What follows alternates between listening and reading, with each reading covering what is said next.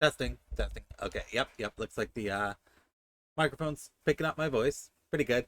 VTuber model tracking. Yes, there we go. Yeah. Hello, me, Henri. What's up? All right. All right. So today's gonna be a shorter stream. We're definitely gonna do a much shorter stream today. We're gonna do something I haven't tried doing yet, and that is a hand cam stream. So for like the past week, I have had these Final Fantasy Cross Magic the Gathering booster packs sitting on my shelf because I wanted to try hand cam. I want to try my hand at doing a booster pack opening stream. So we are doing that. So let me just check the hand cam real quick. Okay, looks like it's working. All right, there we go. You can see me here. I'm real. All right, so looks like it's working. Checking Twitch. That seems to be working too. Hold on, let me just fix the setting real quick. There we go. Okay. Ugh. You can see part of me. So this is the most scuffed hand can setup I could come up with. I have my old webcam that I used to use for my tracking. I have it set up on top of a box on my desk, and it's currently latched to the inside of a pretty heavy book textbook I have. And the camera's just directly facing down on my little side table that I usually have my water and all my food and stuff. I should get like a desk mat for the side table. It's clean. I always clean it because it's essentially my dinner table. I make sure to clean it after every time I eat it. Otherwise, that'd be gross. It'd be gross, grody, disgusting. But yeah, so here I have 10 packs of the booster cards. Here I have two types of sleeves. So I have these ones, which are exact fits, and then I have these two, which are loose fits. So the idea here is when I open a card, I'm going to decide if it's going to go in my binder, which I got a nice fancy little Vault-Tec binder here. It's hard to see it because it's big. This is a big card binder. This is like serious business card binder. So if it's a card that I'm going to put in the binder, it gets an exact fit, and then it gets a soft sleeve. Then I'll put it in the binder after the stream. And then if it's a card I would put in a deck to play, it's just going to get an exact fit, and it's going to go in one of my boxes I have over on the shelf there. All right, so let me just check everything. All right. All right, so let me open the packs of exact fit sleeves.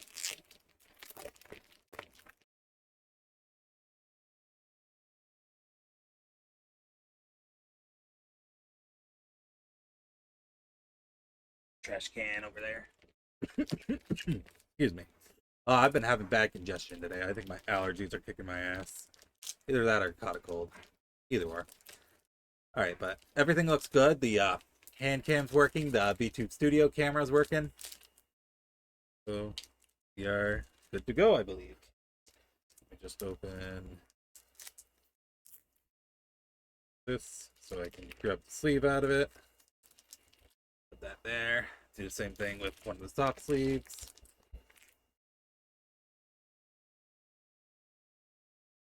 All right, so I should have about 140 cards because I believe there are 14 cards per booster pack, and I have 10 booster packs, so 140 cards.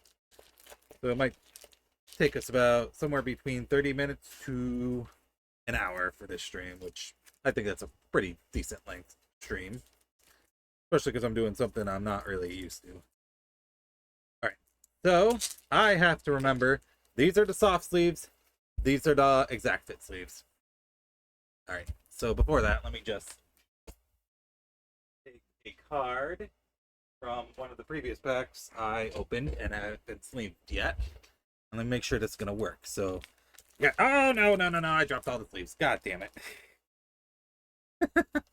This is going great already. I haven't even opened a pack yet. All right, hold on. you get to see real life me be a Bumble King. So it's an extra treat for you guys. Screw it. Screw it, they're already out. Alright, so the idea is... Alright, this one I won't play. So I'll put it in one of the exact sleeves.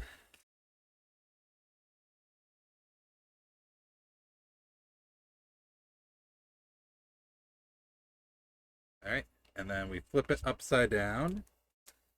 And we put it in one of the soft sleeves.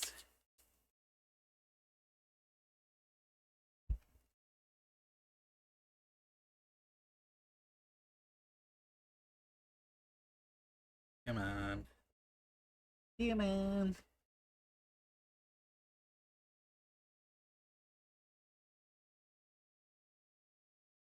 There we go, and that's how you double sleeve it. Alright, and look at that. Double sleeved. Perfectly preserved. Put that right here for now. Alright, so let's get opening our first pack here. Alright, so...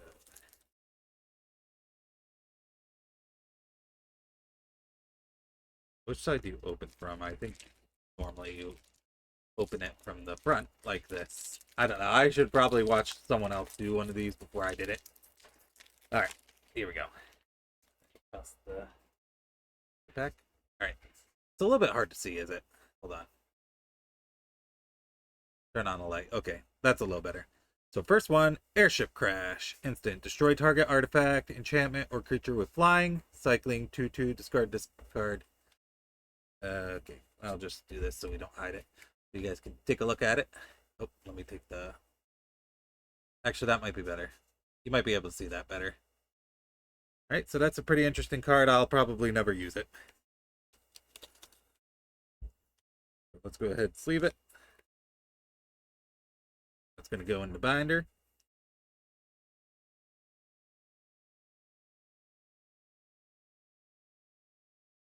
I don't have any FF themed decks that use nature or green. So that'll be our first card there. All right, next card. Open. Oh boy, I don't know what kind of. All right, next we got Retrieve the Esper. An FF6 one. Create a 3/3 blue robot artifact creature token. Then, if the spell was cast from a graveyard, put 2+1/+1 counters on token. And then for a flashback cost, you may cast this card from your graveyard for its flashback cost, then exile it. So this one. It's still dark. Hold on. Okay, there we go. There we go. I think you see better with that. Yeah, I'll keep the light on. So I think you guys probably are more interested in the art of these than I think the actual card, right? So this one, I could actually see myself playing this in the Y'shtola deck. So what we're going to do, I think this is actually one of the exact fit. So I'll put this into one sleeve for my playing deck, and I'll just set that off to the side over here. All right, next one. Fate of the Sun Crystal. The spell costs 2 colorless mana less to cast if it targets a tapped creature. Destroy target non-land permanent.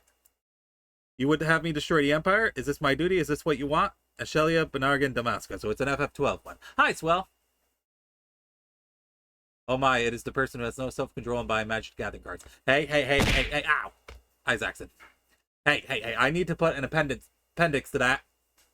It's only the Final Fantasy cards. I don't give a shit about any other Magic Gathering set. I only care about Final Fantasy. How much money we made? Nothing. I actually don't know. I don't know how to check. I call dibs if you pull Anime Y'shtola. I wish I would pull Anime Y'shtola, but that's a collector box only. Also, High Gambit. So, yep, here's the next card. Can you guys see it on the cam good enough? Alright, so this is another card I think I would play in a Y'shtola deck. So it's going to get single-sleeved. Yeah, you can see it? Okay, good. Hi, guys. How you doing? You're here to see more of my bad habits. You're here to see my gotcha addiction in IRL form. Okay. All right. So there we go. That's going to go in the card deck section. I just love how you started to try and push it to Final Fantasy. Yes, because specifically I'm only collecting the Final Fantasy Magic cards. I do not care about the other sets. Spider-Man is cool, but I don't care. If you pull Graha, you know Kara wants it. I do know Kara wants it. The more ceiling for the couch cushions. All right, next card. All right, we got, Red Mage's Rapier. So it's an artifact job select. When this equipment enters, create a 1/1 colorless hero creature token and attach it to it. A equipped creature has, whenever you cast a non-creature spell, this creature gets a +2, +0 until end of its turn. Is a wizard in addition to its other types. So it is using the FF1 Red Mage. I'm trying not to get the glare on it. There we go. So you can see the card art on it. I am not looking at the price of all the cards. I probably will look at the price if it's a foil. So I'm probably not going to look at the price of non-foil cards. Okay, so this one I don't have a... Well, I have a Cloud deck that's red. So I might put this in the Cloud Commander deck. So we'll put that in the playing. The cards for playing. Alright, next card. Alright. So just like we had the Red Mage one, now we have a Black Mage card. So I think I'm going to change up the format. I think I'm going to show you the cards and then I'm going to read them afterwards. Would you sell a card if it was over $100? Depends on what kind of card it is. If it was like a Y'shtola or a Graha or any other character I like, I would not sell it. So Black Mage's Rod, it's an artifact, job select, same as all the other job select equipment. Equipped creature gets +1/+0. Has, whenever you cast a non-creature spell, this creature deals 1 damage to each opponent. And it's a wizard in addition to its other types. So, yep, that one. That could go into Y'shtola deck. I don't think I have it in the Y'shtola deck. I'll have to double check. But yeah, I'll get the single sleeve for now. There we go. Leave it. Put it off to the side. Alright. Next card. Adventures Airship. So let me show you. I definitely have this in my in one of my commander decks. It came in there. So it's an artifact vehicle. Flying. Whenever this vehicle attacks, draw a card and discard a card. 2/2. Tap any number of creatures you control with total power 2 or more. This vehicle becomes an artifact creature until the end of turn. Yep, I already have this card in one of my commander decks, so we're just going to double sleeve it, and it's going to go in the binder later.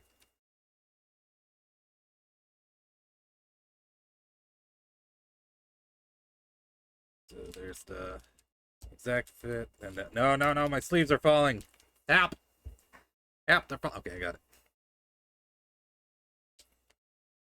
So I don't really know much about like selling cards or looking at chaser cards or anything like that. I'm kind of just collecting them because I like them.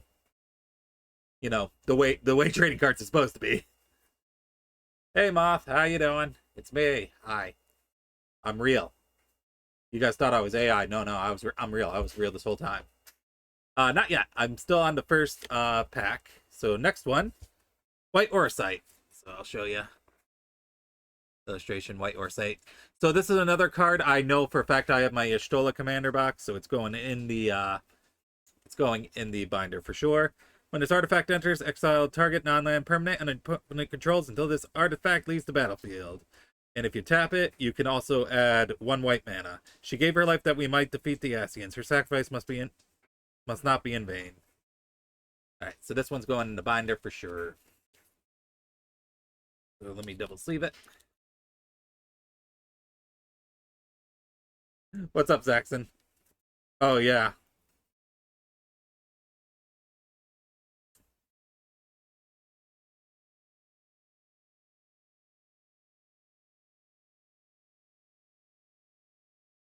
Waxy waxy. Actually, maybe I should double check some of these and before I read the description in case there are spoilers. Like, for example, if Zaxxon had not finished post ARR, that would have been a big spoiler for him. So I'm going to be a bit more careful with the descriptions I read and the cards I show. Oh, here we go. Look, it's Zach! It's Zach Fair! I have this card, and I definitely have this card in my Cloud Commander deck. So in the binder, this one's going. So he's a legendary creature. He enters with a +1/+1 counter on it.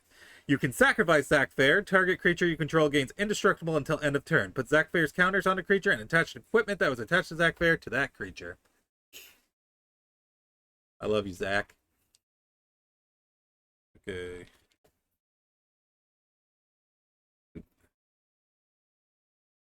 There's the first one, and then there's second.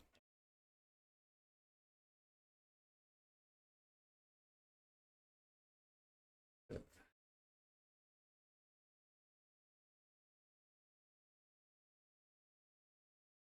right. So what do you guys think of this stream so far? Do you think I'm doing an okay job with showing the cards, or do you guys prefer something more like fast-paced? Because if you prefer fast-paced, I could skip the sleeving process. All right. So next one I have is Summon Esper Ramu. There he is. This is good? Okay. Gotcha. No idea you just got here. Okay. So this one is using his FF6 art. So he's a saga. When he enters Judgment Bolt, this creature deals damage equal to the number of non-creature, non-land cards in your graveyard to target creature an opponent controls. And then wizards you control get a +1/+0 until end of turn for 2 and 3. And then flavor text is I am Ramu, the Esper. Alright, this one's going in the binder.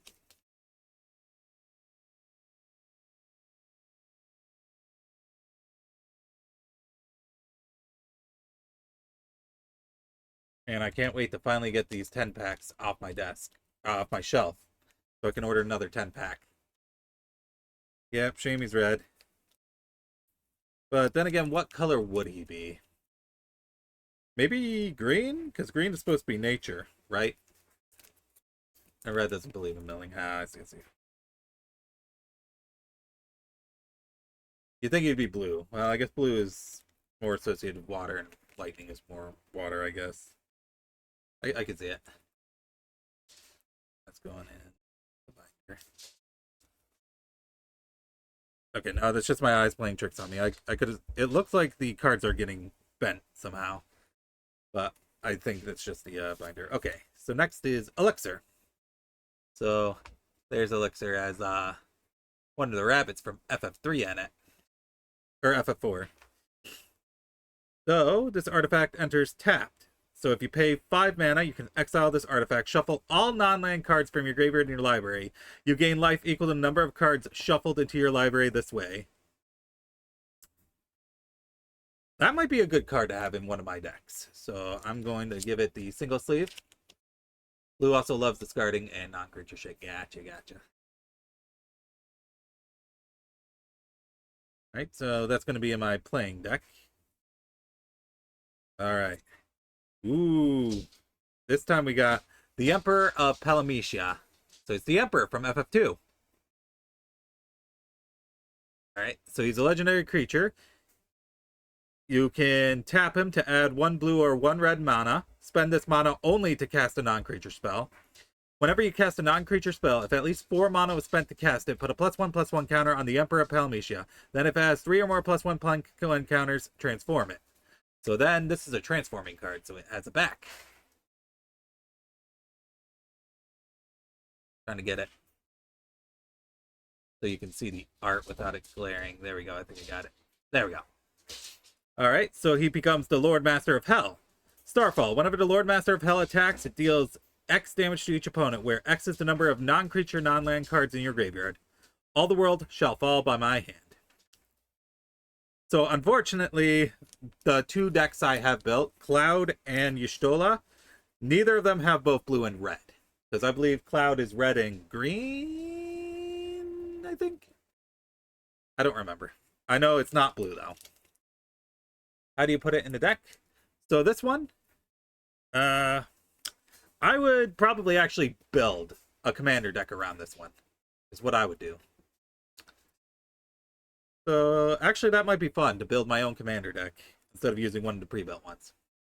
So yeah, we'll put that in the playing deck for now. And then if I change my mind, I could always put it in the binder. Oh, here we go. We got the Masamune.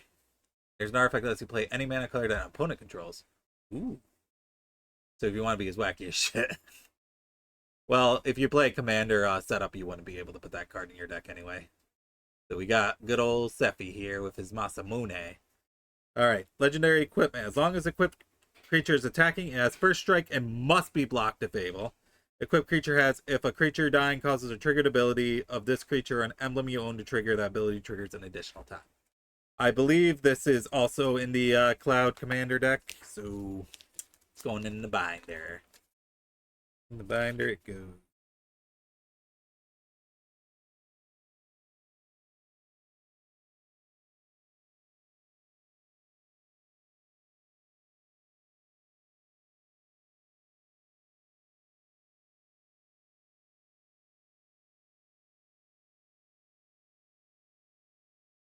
All right. And here's the foil, the big foil card. It's a Lopperet. Look at that foil. Look at it. Lopperet Scout. All right. Whenever another creature you control enters, this creature gets +1/+1 until end of turn. I've come to realize that it's important to put down the book every now and then and experience some adventures for myself.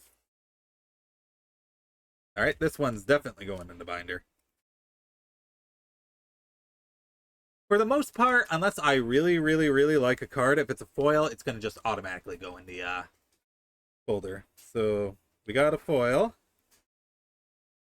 So let me leave it. And then we're going to see how much this is going for on TCG Player. So give me 1 second. Let's double sleeve it. There we go. All right, so let's go to TCG. I have to stretch all the way to reach my keyboard. It's all the way on the other side. All right, let's see. Search Laporet. I can't reach my. I gotta stand up to reach it. Laporet. How do I spell it? Laporet Scout Foil.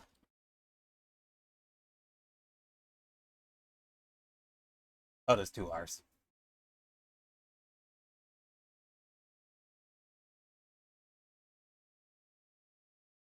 All right. 2 cents. It's worth 2 cents. I don't know if that's counting the foil, but I'm going to guess that's just in general.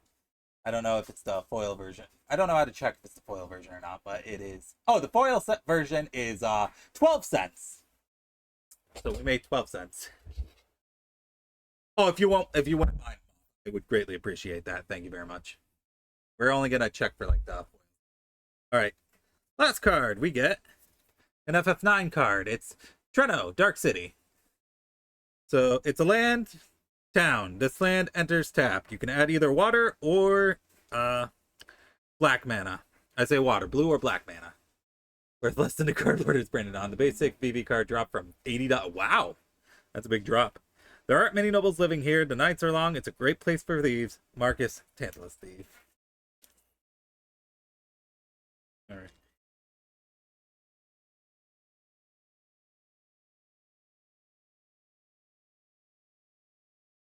All right, so we got that. All right, that was the last card of our first pack here. My sleeves are falling all over the place. Just the cool ones. Just the cool ones. If we got all the card prices, we'd be looking at like 3 cent, 2 cent, 5 cent. And I don't want you to look up every single one because we only did the first 14 cards. We still have 124 to go. And then, oh, look at this. Look at this little token. You have Angelo from FF8. And then on the back, you have a dog. A dog. So this is a token. I don't think I'm going to sleeve the tokens because I don't really care about the tokens that much. So we'll just put that over here. I have like a separate box for all my tokens. Sir, that's a Dark Star. Oh, dog is its category. It's Dark Star. Okay. Yes, you're right. Indeed, that is a Dark Star. From the Final Fantasy VII. All right. Here's our second booster. Let's open it up. fake Final Fantasy fan. He doesn't know what a Dark Star from FF7 is. He probably hasn't ever played Final Fantasy VI, which is the best in the series. To which I respond, shut up. Anyway. Alright, here we go. Second pack.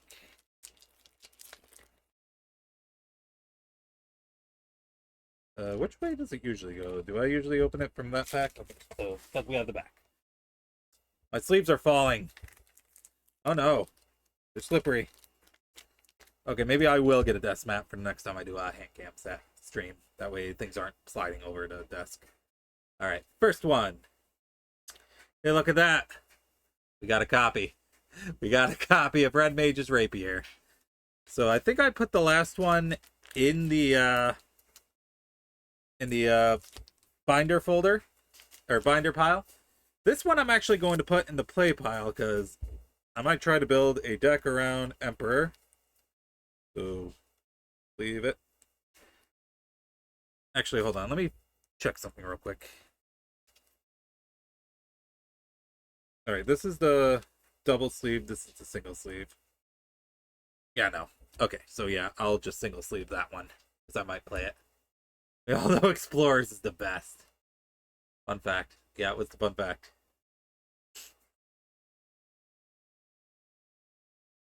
Oh, by the way, it's blue and red if I need to remember. Alright, so next card is the Gazelle Greens. Look, it's a little Chocobo! Yay!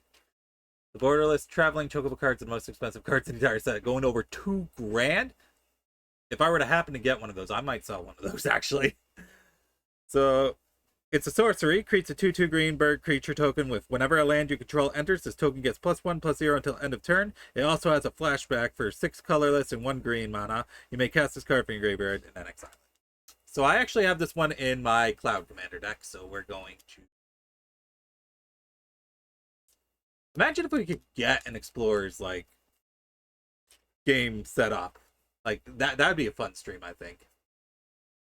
But it's probably a pain in the ass to set up. Alright, so I already have this one, so it's definitely going in the binder.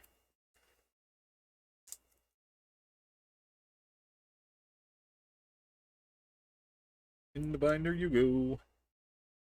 Alright, next card. Look, we got another dupe. Black Mage's Rod. I think I put that one. Did I put that in the play deck? I might have. Hold on, let me check. Yep, I did put it in the play deck, so it's going in the binder. And ironically, it would be really fun. It would be. Like, I do like the little bit I played of Explorers. The problem is I was playing alone. I imagine that game is like 10 times more fun with friends. But none of my friends are cool, so they didn't have the game.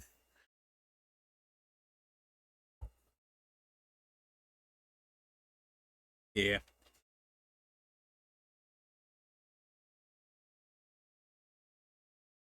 Alright, so that's going in the binder. I'm gonna have to start moving my binder cards somewhere else. Let me just punch my microphone a little bit. Very Monster Hunter. Yep, very Monster Hunter. Alright, so we got Dragoon's Wyvern. Look at him! Look at the little cute guy. That's ironic. I want to subject minions to play Federation Force. I would be okay to open playing Federation Force. The thing is, I never bought Federation Force because I was like, none of my friends are going to play this game. This is a game that needs to be played with friends. I know. I know in my heart of hearts I'm not going to like this game if I buy it. So, it's a flying. When a creature enters, create a 1/1 colorless hero token. I have this card in my Y'shtola deck. So, in the binder it goes. Oh, it was released in the worst time it possibly could ever release. It's like, new Metroid! It's these schmucks. I like to think that's part of the reason why, when they showed off Samus Returns, they announced Metroid Prime 4. Just to keep people to shut up about it. Ryoki! Yes, MTG pack opening. Hi, Ryoki, how you doing? Actually, what I'm going to do is I'm going to keep all the foils separate. So that's what I'm going to do from now on. So let me find the Elaborate Scout. We'll make a separate pile for the foils, and we'll show those off at the very end. So let me take these. Do I have like an empty box or something? I can just put these in for a second. But how you doing today, Ryuki? Hey, like a box. Do I not have a box in here? You'd think I would. Hmm. Give me a second. Should have kept the box this came in. Oh wait, I did. Oh, that's not good. That's not good. Dang it. Sometimes you just need a box. Okay, so you know what? I'm just gonna put them over here for now. I would, but I'm broke. But I want to play with someone, and all my friends quit playing. I'm just buying them to collect them because I like them. Because they make me happy to look at. All right, so next one. Ooh, this one's a unique one. And the people I play with live 2 hours away. Ah, gotcha. So I mostly play with my brother. So this is Aerith Rescue Mission. So look, it's them climbing the stairs to Shinra's HQ. You know, that like 100-stair climb from FF7. I'm also semi-collecting them. Just got into it. Yeah, I'm actually serious about collecting them now because I got a binder and I got sleeves. So this is sorcery. Choose one. Take the elevator. Create 3 1/1 colorless hero token creature tokens. Or take the 59 flight of stairs. Tap up to 3 target creatures. Put a stun counter on one of them. If a permanent with stun counter would be untapped, remove it one from it instead. Building a cat deck. Nice. So this one, I think I would consider putting it in my Ishtola deck. So it's going to get single sleeved. And we're going to put it off the side to the play deck. So I might put that in my Stola deck.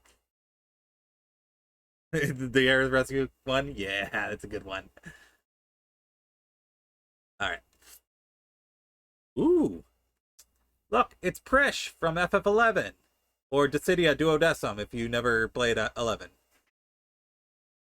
Prish's Wanderings. The pre-built commander deck? Yeah, same. I'm thinking of trying building a deck around this card that I got earlier that I pulled in the first pack. Emperor Palmetia. I'm thinking of trying to build a commander deck out of that one. Alright, so I'm slowly building the cat deck for the arena I made. Ah, I see. Yep, I also have the Y'shtola and Cloud one. Alright, so Precious Wanderings. Search your library for a basic land card or town card, put it on the battlefield tapped and shuffle. When you search your library this way, put a +1/+1 counter on target creature you control. So I don't think I would ever actually play this card, so it's going to go into binder. Do I know about the Silver and MTG? I do not. What's that? Oh, you have the Unit one. Nice.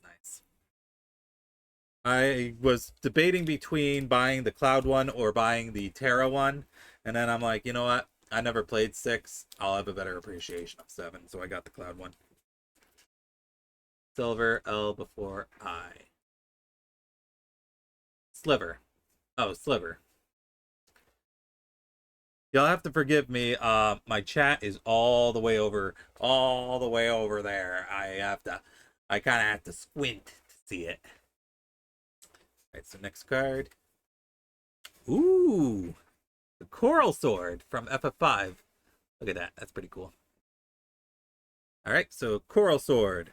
It's a flash. When this equipment enters, attach it to target creature you control. That creature gains first strike until end of turn. And the equipped creature also gets a +1/+0. So this is a card I might play because it's a pretty cheap equipment card. Grandpa Eyes, indeed. I do have the Grandpa Eyes. So that's going to go in here. That pile there. Ooh. Cloud of Darkness from FF3. Let me get it in focus. There we go. Look at that. Alright, Cloud of Darkness. Legendary creature avatar. It's flying. Particle Beam. When Cloud of Darkness enters, target creature an opponent controls gets -X until end of turn, where X is the number of permanent cards in your graveyard. Wow, this is a fuck you card. I would never play this card myself because it uses both black and green, and I don't have any decks built around those colors. So this one's going to go to the binder. They're hive mind bug-like creatures whose deal is starting weak but quickly snowballing into unkillable murder machine. Ah, I see. That's pretty cool. Let's double sleeve this one. Right, that's going to go in the binder later. They're giving us that they share tags between each card. So if you have a basic sliver down, and you put a sliver of trample and death touch every. Wow, that's crazy. That's insane. All right, next card. All right, this one's a pretty cute one. So it's Realm Sketching. It has that girl from FF5 that I don't know her name. Oh, it's Kryl. Duh. This is FF5 Kryl. It was pretty cute. Worst part? Okay, let's see. Sorcery. Create a token that's a copy of target artifact, creature, or land. I can see myself running this in a Stola deck. So I think I will put this over on the play deck. The answer is yes. The answer is yes. So there's one for every color. Is that what that's telling me? All right, so this is a double-sided, so this is definitely a transforming one. We got Ultimacia, Time Sorceress. So I believe I actually pulled this in a previous card pack. Let me double check that real quick. I have my previous cards. I believe I pulled for that one. Real quick.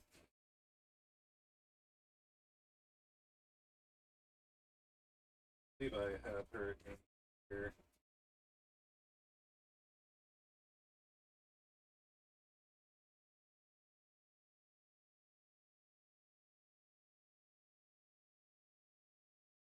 Hold on, I'm checking. Checking my cards.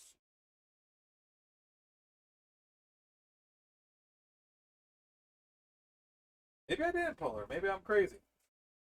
Maybe I'm crazy. I thought I pulled her and I didn't.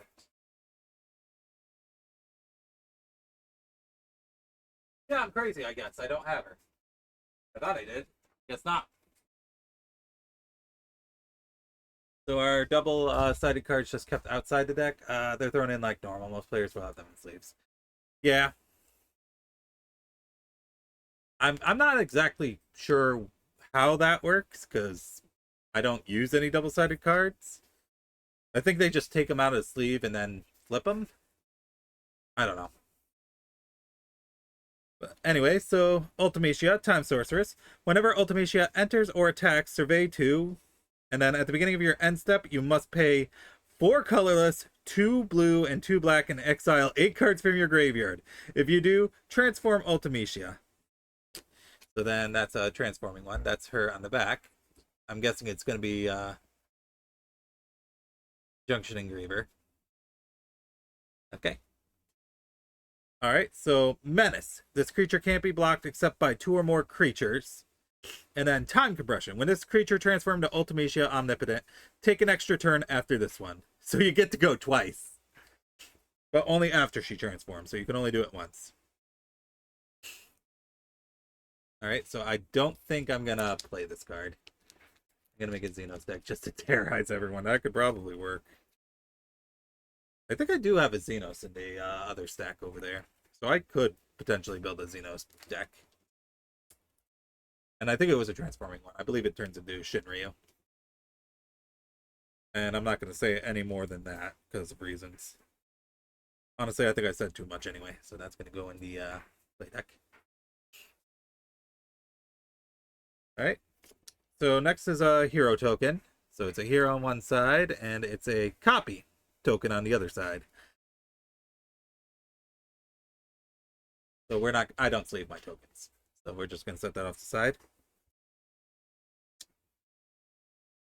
I think I have this one already, actually. So we got another foil.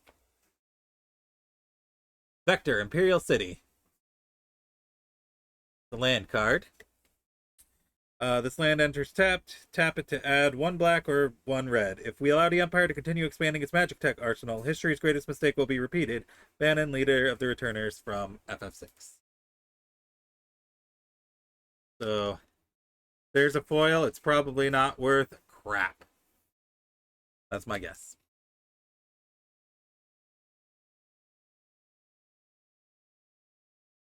This one's definitely going in the binder.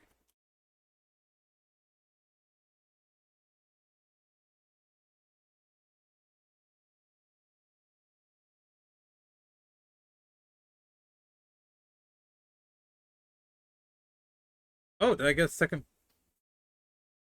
I guess this is also a foil. It's not really looks like a foil, but I guess it is a foil. I got two foils. That's lucky. So it is Mysterious Elder. Let me get there. Yep. Alright, so creature, human wizard. When this creature enters, create a 0/1 black wizard creature token with whenever you cast a non-creature spell, that token deals 1 damage to each opponent. Perhaps this is a test and you must prove yourself worthy. I don't see myself ever using this card, so it's going to go in the binder as well. You can pick a player's monster of Xenos, and every monster that isn't Xenos creature gets a -2/-2 until the end of turn. Chosen creature leaves the battlefield for any reason, Xenos transforms into... we're not going to talk more because that's going to be spoiling something that we're not going to talk about. We're not going to talk about it. Alright, and then I have a... Got a... Last card in the deck is Vincent Valentine.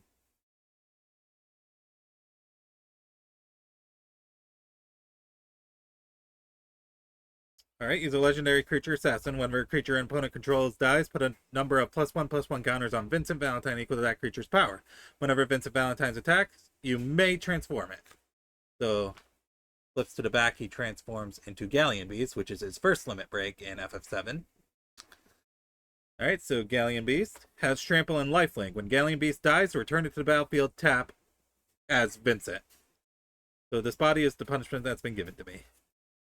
Yeah, but apparently they went on pre-order the moment they were announced. So okay, I really wanted to get the new Chocobo bundles. I didn't even know those were reprinted. Or not reprinted, those released. I didn't even know about that. Moth told me about that earlier. And then we got... Oh wait, I lied. This is the last card, actually. So that's going in the binder. You got Memories of Nibelheim. It's a borderless one. Look at that. That's a pretty card. Alright, so it's sorcery. Instant. Destroy target non-land permanent. Its controller takes a 1/1 white human creature token. Yes. So any borderless is instantly going in the binder. I'm not playing borderless. Those are for collecting only.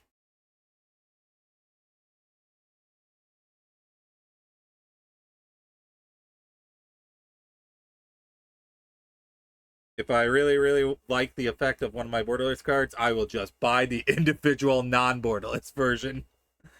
Alright, so that's 2 packs, and we're already 47 minutes into stream, so this might actually be a much longer stream than I anticipated. Yeah, well. The only thing I was planning on doing tonight was farming Demi-Atma in 14. It's probably better if I'm not doing that. 119 for Borderless Memories. I see. Alright. This is pack number 3.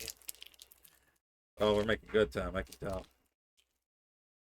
So we're going to want to open it from the back right here. Coward! In my opinion, borderless cards are for viewing. They're not for playing. Alright, so we start with a treasure token, and on the back is a hero token. I probably have like 4 or 5 of these tokens, so I'm not really interested in that one. Alright, first card. Oh, about the Demi-Atma. Listen, it has a 5% drop rate from Fate, and I really don't want to do a cult, so that's fine. Alright, so first card on our pack is Baron, Airship Kingdom.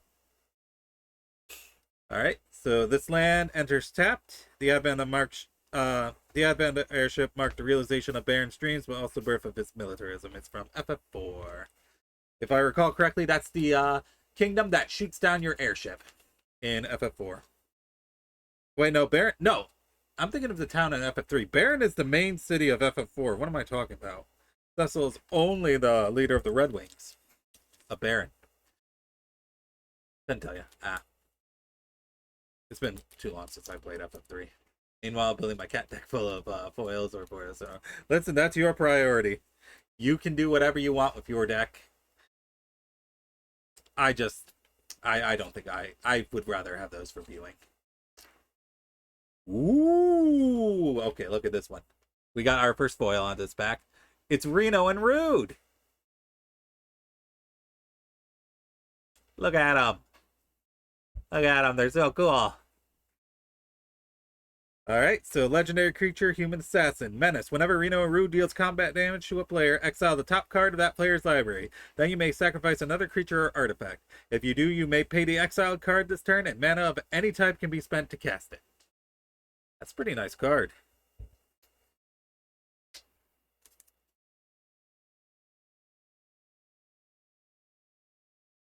I don't think I would put this in my Stola deck, so it is going to go in the binder. And then I'll put it with the other foil card there. Some chill dudes trying to do their job, exactly. Alright, so we're going to put them over here. Actually, wait, did I put the other foil card in the... Yeah, I did, hold on. Let me go grab those ones back out. Okay, we'll put Borderless in that pile as well. That's a foil. That's a foil. There we go. Oh man, I'm super organized up here, guys. You wouldn't believe how organized my desk is right now.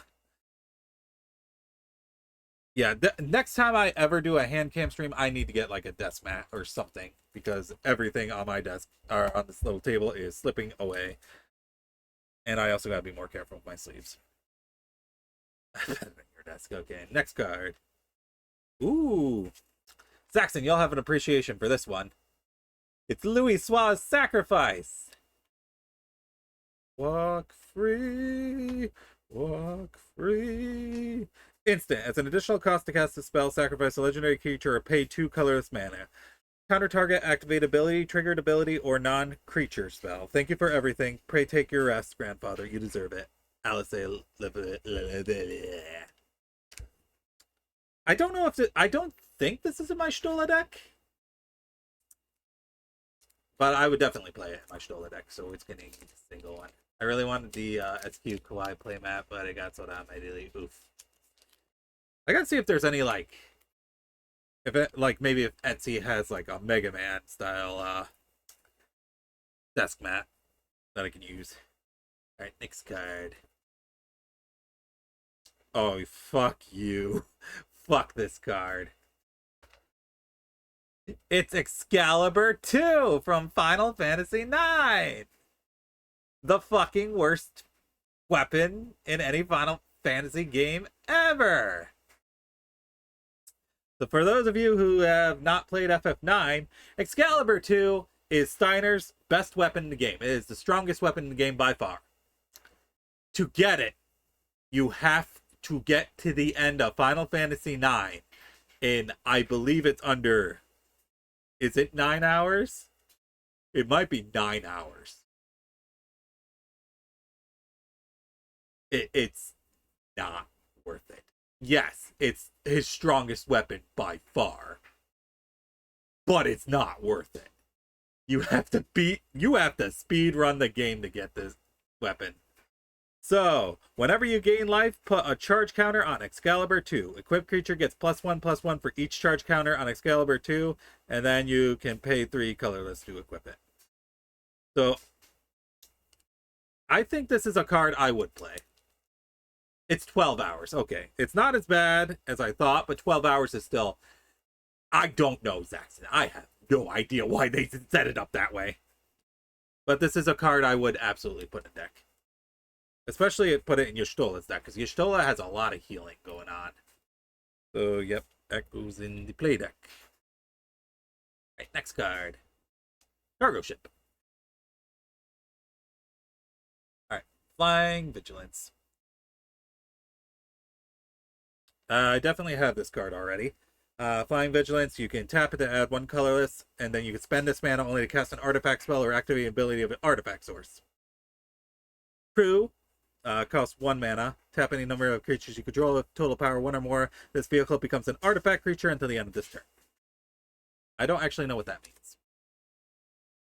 Sorry, it was in a game. You're good, Ryuki.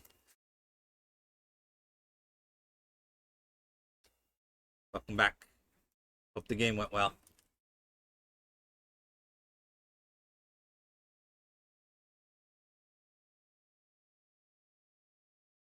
Nice try, Rivka. I'm especially paying attention to chat now. But hi, Rivka. Hi. I'm gonna hydrate just because I've been talking a lot. Alright, next card. Oh, wow. We pulled Excalibur 2. So naturally, next card we pull is Adelbert Steiner, who is probably actually the best written character in FF9. Like, he is fantastic. Lifelink, legendary creature, human knight, lifelink. Adelbert Steiner gets +1/+1 for each equipment you control. Chivalry requires the knight to look after his comrade in arms. I will not abandon you. I would absolutely 100% build a commander deck around Steiner. So this is getting a single sleeve. Glad you have the cam working. Yes, I'm glad to. The reason I'm doing a foil art borderless for my cat deck is because it's the same price regardless. And old cards 49 cents. I gotcha. So yeah, that I would definitely build a deck around Steiner. So he's getting in the he's going in the now I have to hydrate. Great. Yeah.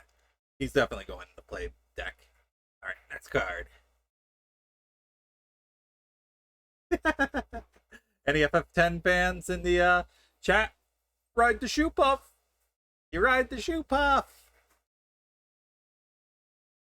The double sleeves are working. So Revka, if I'm going to put it in my binder, it gets double sleeved. If I'm putting it in my would put in a deck to actually play the game with, it gets single sleeved. That's currently what it does. And yep, it does fit. They've been fitting. So ride the shoe puff. Landfall. Whenever a land you control enters, put a +1/+1 counter on target creature you control.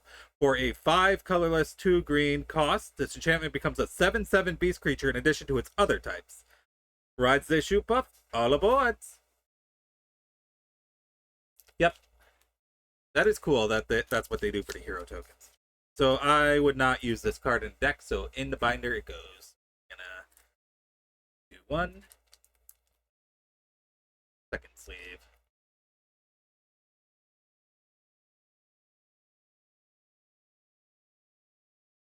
Alright, there we go. Next card. Into the shoe puff deck it goes. Yes, yes. This one I have already too. So it's a Sahagi. Classic Final Fantasy monster. Creature, Merfolk Warrior. Whenever you cast a non-creature spell, if at least 4 mana was spent to cast it, put a +1/+1 counter on this creature, and it can't be blocked this turn.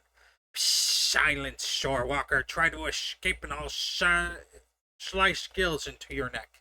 It's specifically the 14 Sahagi. I thought you not. You thought I wasn't going to do it.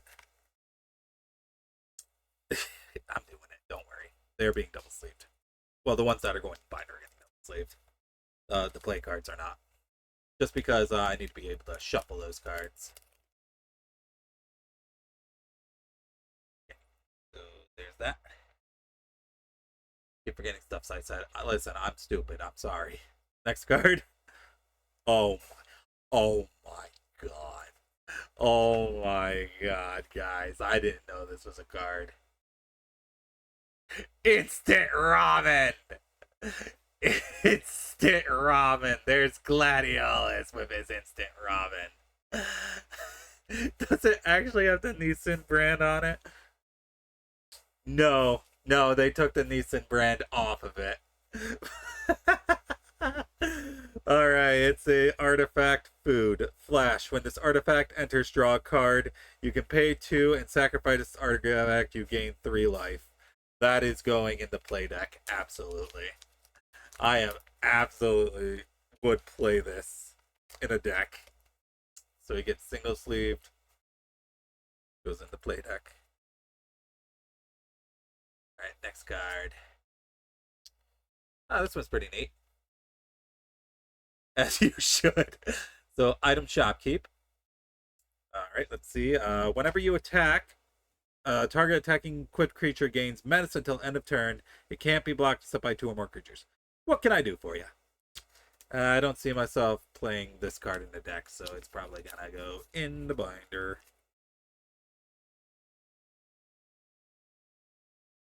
Remember when I said this was gonna be like a 30-minute to an hour stream? Yeah, no, I'm crazy. I'm insane. I'm a crazy person. I think Shopkeep is really strong, not gonna lie, and I do like equip decks. Ah. Alright, let me give a second look over real quick. Whenever you attack, target attacking equipped creature. That's until end of turn.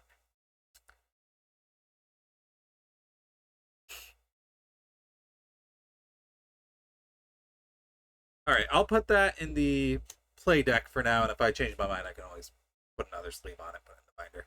Not a big deal. Alright. If I remember correctly, Magic Gathering has a different call for hollow cards. Not really familiar because only opening Pokemon. Yeah, I think it's just called foil. Oh, cool. It's the summon for Choco and Mog from FF7.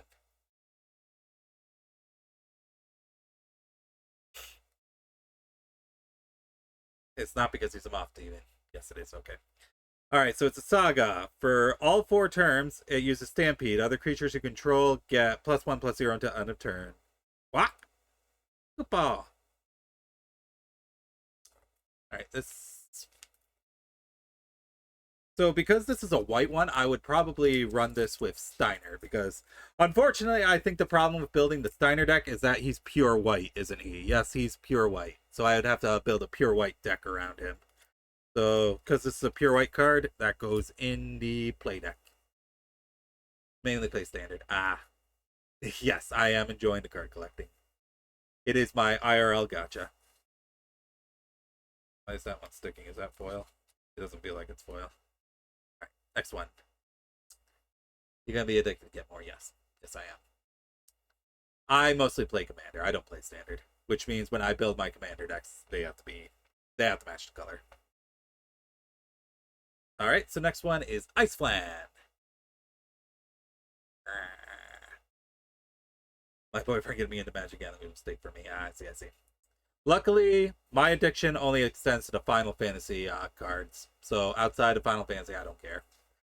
Alright, when this creature enters tap, target artifact or creature an opponent controls, put a stun counter on it, and then island cycling. You can discard this card and look for an island card and put it in your hand, then shuffle. I would not use this card. Actually, I think I have this card already. I think it's already in my Y'shtola deck. I can always double check later. Alright, go get noms. I'm probably not going to get noms because this stream is going to go past my dinner time. Oh well, I have cup noodles. I can always heat that up after stream. Let's double sleeve this, and into the binder pile you go. Alright, 2 more cards on this one. Came for the FF deck, stay for cats and dogs. I'm maybe gonna buy the new Yearwin. Hi IDK, yes, this is Gamba. Oh yeah, here we go. Moth, did you leave yet? Did you leave yet? You gotta come back real quick. You gotta come back for this, Moth. You have to.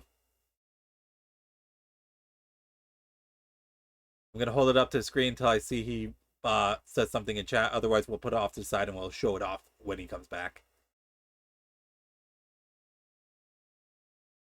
Because Moth loves FF2. He loves FF2. So he would love this card, absolutely. Okay, I think he stepped away. So we will put this face down over here, and we'll come back to that when Moth comes back. Alright, last card in the deck. Oh, it's a scary zombie. Look at him. What's this from? This is from FF11, so that's why I don't recognize it. Creature, zombie horror. When this creature enters, choose one. You can destroy target creature that was dealt damage this turn, or exile up to 2 target cards from a single graveyard. They willfully attain an undead existence to serve their foul mistress for eternity. Yes, spoopy. It's a spoopy card for spoopy month. Which we're going to try to ignore that I'm not doing spooky month streams. Alright, I don't see myself playing this card. Like, it's got a strong effect, but I don't really have any decks that utilize black. So, into the binder it goes. I mean, and honestly, if I ever build a deck that uses black, I can always just take it out of the binder, take it out of the soft foil, or soft sleeve, and it'll be good to go.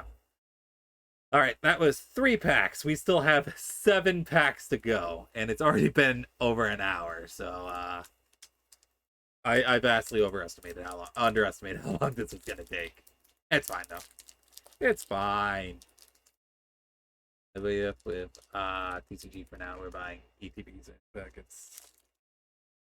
Yep. All right, so packing for this one's another token. We got a horror token, and then on the back we have another hero token. Is that Meteor? Is that Meteor?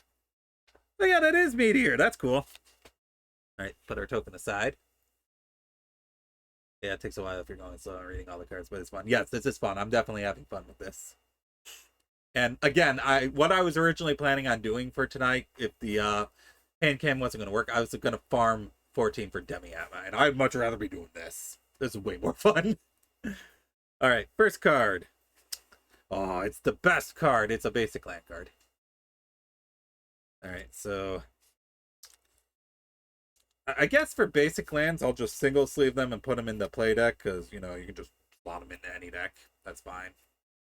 I have like a separate spot for them. All right. Oh, look at this one. All right, here's a foil from this pack. Resentful Revelation. It's Sephiroth. All right, so for this one, sorcery. Look at the top 3 cards of your library. Put one of them to your hand and the rest into your graveyard, and then it has a flashback as well. It costs 6 colorless, 1 black. The Genova project resulted in my conception.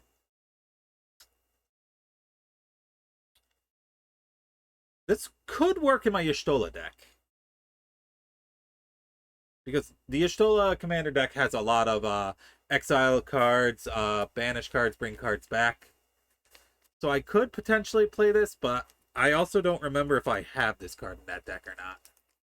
So for right now, I'm going to double sleeve it because it's holographic. It's nice foil. And then if I do decide to play it, I'll take it out of the binder. So all my foil cards and my borderless cards go in the front of the binder for me to find very quickly. And then I'm going to try to organize everything by color. Or at least do the best I can. Do that. So put the foil card over there. All right, next card.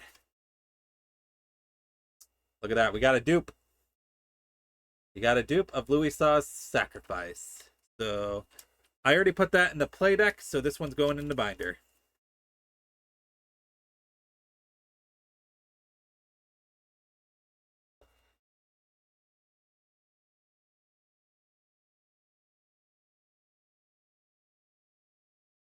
I also need you guys to remind me to export this VOD to YouTube after the stream because I am not streaming on YouTube right now. I felt like it was too much of a pain to set up.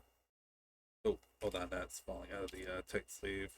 All right, there we go. All right. Oh, you're back. Okay, I was saving this card for when you came back. Take a look at this card, Moth. Look at it. Look at it.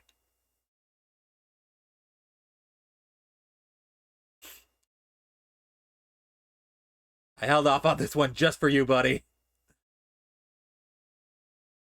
Oh, you got a buffin. Yeah, she did. Hell yeah, commune with beavers. Guys speak beaver. Alright, so it's a sorcery. Look at the top 3 cards of your library. You may reveal an artifact, creature, or land card from among them and put it in your hand. Put the rest in the bottom of your library in any order. Guys speak beaver. I knew that would be the quote on the card. I didn't even need to look. I knew it would be. So, yep, guy speaking beaver definitely going in the binder. Among Us. And yep, you'll got a pretty decent buff in Grand Blue. Alright. So, here's that one. Okay. Next card. Alright. This one's pretty decent. An Ether. Ether. He's letting it. Belial also got a swimsuit outfit. He did get a swimsuit outfit. Alright, so it's an artifact. If you tap it, exile this artifact, add 1 water mana. When you next cast an instant or sorcery spell this turn, copy that spell. You may choose new targets for the copy. That might be useful in your Y'shtola deck. Like, I can definitely see some nasty combos you could do with mana cost reduction ones, and then casting that one, and then being able to copy another spell. Like, you could probably do some nasty shit with that. All right, next card. Oh, hey. So I'm just going to show you the card art. I'm not going to show you the name, and I'm not going to describe it for reasons. For reasons. And by the way, reasons is code for Zaxxon still playing through the MSQ of 14, so it's a spoiler. So, create 2-tap, 2/2 black horror creature tokens. This spell is cast from a graveyard. Instead, create X number of those tokens, where X is the number of creature cards in your graveyard, and it also has a flashback cost. I am fairly confident this is in the Y'shtola deck, because Y'shtola also has Emmett Selk in there, and I believe this is one of the cards. Yeah, no, if I see that fucking card in this thing, I'm not gonna show it. I am not showing that card if that shows up.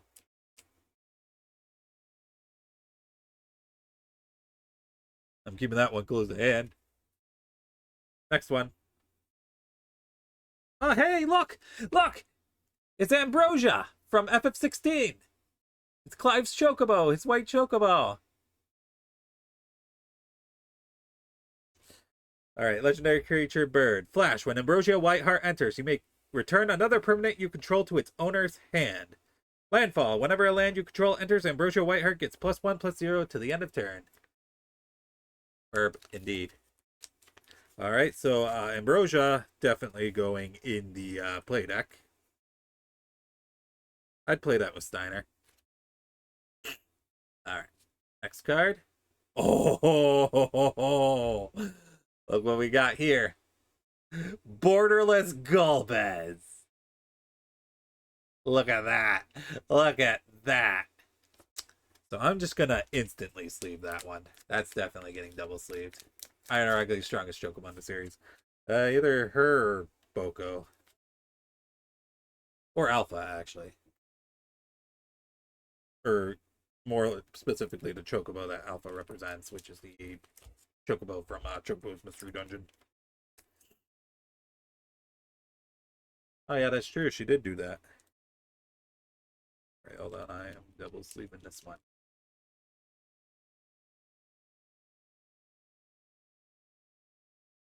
All right, so Golbez, clad in darkness. Whenever another creature dies, there we go. Whenever another creature dies, or a creature card is put into a graveyard from anywhere other than the battlefield, or a creature card leaves your graveyard, Golbez deals 1 damage to each opponent. And then you can make every player mill a card for 1 colorless and 1 black. That is true. That is the thing that happened with Ambrosia. Next card. Ah, more FF10 goodness for you guys. Look.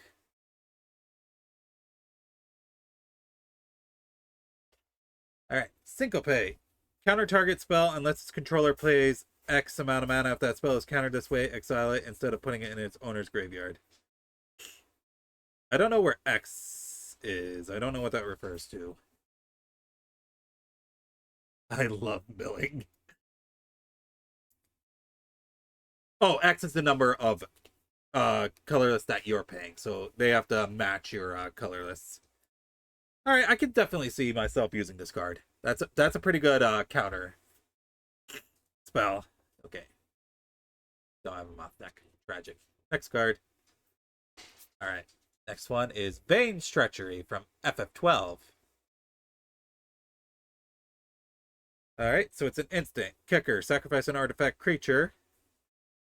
May sacrifice an artifact in addition to any other cost as you cast a spell. Target creature gets -2/-2 until end of turn. If the spell is kicked, that creature gets -6/-6 until the end of this turn instead. That is a pretty strong card.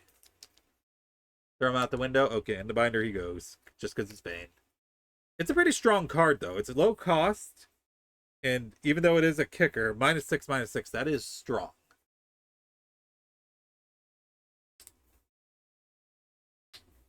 Would I play this is the question, though. Nah, I don't see myself playing it. Into the binder you go, Vane. Your hair is too fabulous for my playing deck.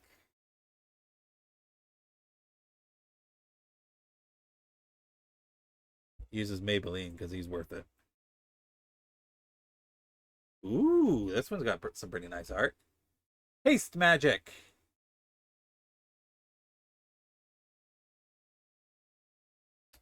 All right, so it's an instant. Target creature gets +3/+1 and gains haste until the end of turn. And then you exile the top card of your library. You may play it until your next end step. Double time. I don't know if this is in my cloud deck. It might be. And if it's not, I can always toss it in there later. So we'll put this in the binder for now.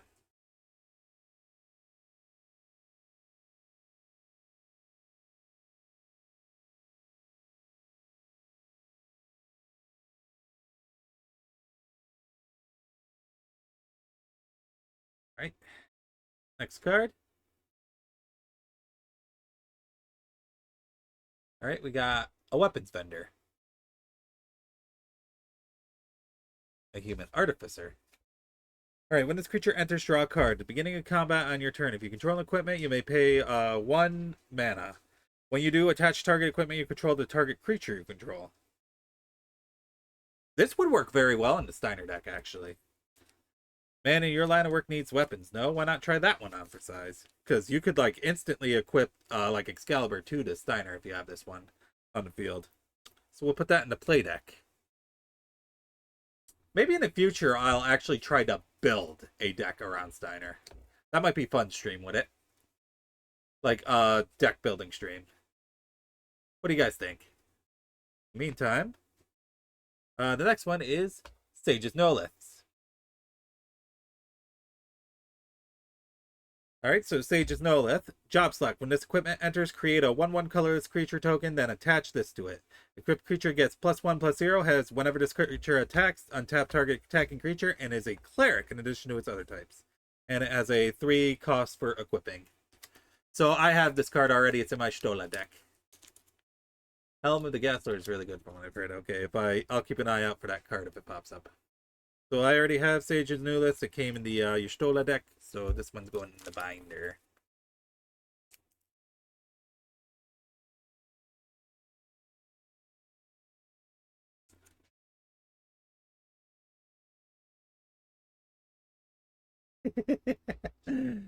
It's the Fat Chocobo. Summon Fat Chocobo. Look at him.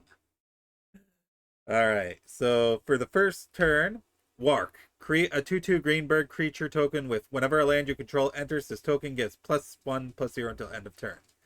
From 2 to 4, Kerplunk. Creatures you control gain trample until end of turn. A pleasingly plump summon. What a fatty. Fatty. It's not a FF card. Came from the Shadow War set. I see. Again, I'm not interested in anything that's not Final Fantasy. Final Fantasy or bust.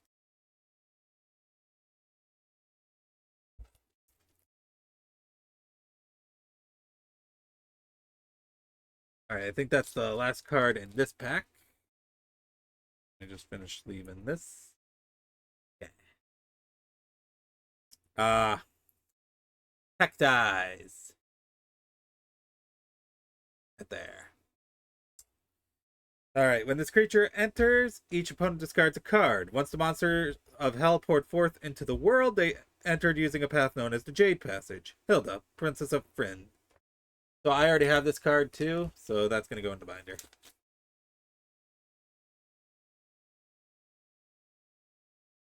Alright, so we are hour 20 minutes, and we've opened 4 packs, I believe. We still got 6 to go. I can't believe I thought this was going to take like 30 minutes to an hour. I'm silly. I'm a silly guy. All right. I think we'll open one more pack and then we'll take a short break. So I need to blow my nose. I am congested to hell. Comfy stream. It is a comfy stream. I am enjoying this. I would be open to doing more of these in the future. Of course, I might also invest in a better setup. so you guys can like see this area a little bit better. Time for a Demi-Atma farm. I refuse. I'll do that another day. Not today. I was actually doing it earlier today. I did like maybe 10 fates. Guess how many Demi-Atma I got? That's right, 0. Alright, so first one. Blazing Bomb. Alright, so creature elemental. Whenever you cast a non-creature spell, if at least 4 mana was spent to cast it, put a +1/+1 counter on this creature. Blow up. Tap this, sacrifice this creature, deals damage equal to its power to target creature. Activate only as a sorcery. Well, yeah, you gotta do at least 40. That would take me several hours. Do 40 fates. Well, I say several hours, maybe like 2 hours. That is a lot of time I really do not want to spend grinding Demi-Atmas. And the worst part is I'm grinding, right now I'm currently grinding the one I have 0 of. So not only do I need to pray for the 5% drop rate, I need to pray for the 5% drop rate on 3 occasions. Alright, second card. Oh, hey, look. It's the Balam T-Rexar, the T-Rex from FF8. Alright, creature dinosaur. It has trample. When this creature enters, you gain 3 life. It has force cycling. You can discard this card, search your library for a force card, reveal it, and put it in your hand and shuffle. Sometimes it's better to run. Quistis Trip. When am I going to pull a Quistis card? I want the Quistis legendary creature. Where's that? Give me Quistis. I like Quistis. I like Quistis so much I don't actually know how to pronounce her name. I don't know if it's Quistis. I don't know if it's Kistis. I don't know what's the correct way to pronounce her name. Reaching the wrong bug, brother. Did the farm purely from fates. I just want you to know I'm joking. Okay, gotcha. Alright, next card. Aw, this is an FF9 card. So cornered by black mages. Oh, I didn't show it for long enough. Let me give you guys some time to actually look at the card. Alright, there we go. Alright, so sorcery. Target opponent sacrifice a creature of their choice. Create a 0/1 black wizard creature token with whenever you cast a non-creature spell, this token deals 1 damage to each opponent. Cujo called them black mages. Darkspawn in the Mist. Soul Cage. I might actually play this card. I could see myself potentially playing this card, so we're gonna go ahead and put that in our play deck pile. Alright. Here we go. We got Ice Magic. So this is tiered magic. You can choose to spend more mana to cast higher levels. So if you don't choose to add a cost, you get Blizzard, which returns a target creature to its owner's hand. If you tap 2, you get Blizzara. Target creature's owner puts it on their choice of top or bottom of their library. And if you pay 5 additional mana and additional water mana, you can target creature's owner shuffles it into the library. So you can either return it to the hand, return it either to the top of the deck or the bottom of their deck, or just make them shuffle it.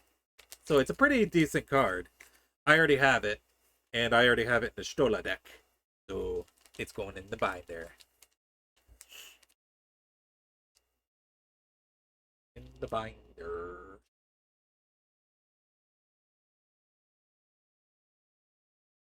Alright. This is a pretty cool looking card. We got Paladin Arms.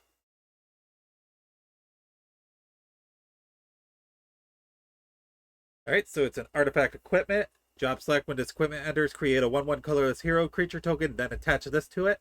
Equipped creature gets +2/+1, has ward for 1 cost, and is in a knight in addition to its other types.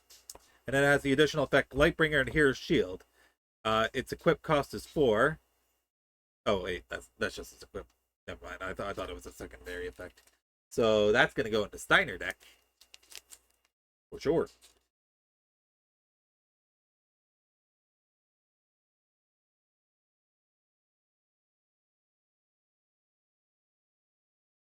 Card. Hey, look what we got. It's Loperate Scout. It's the same. It's the non-foil version of the first foil we got in this one. All right, I'm not gonna read it again. I'm just gonna sleeve it and put it in the binder pile.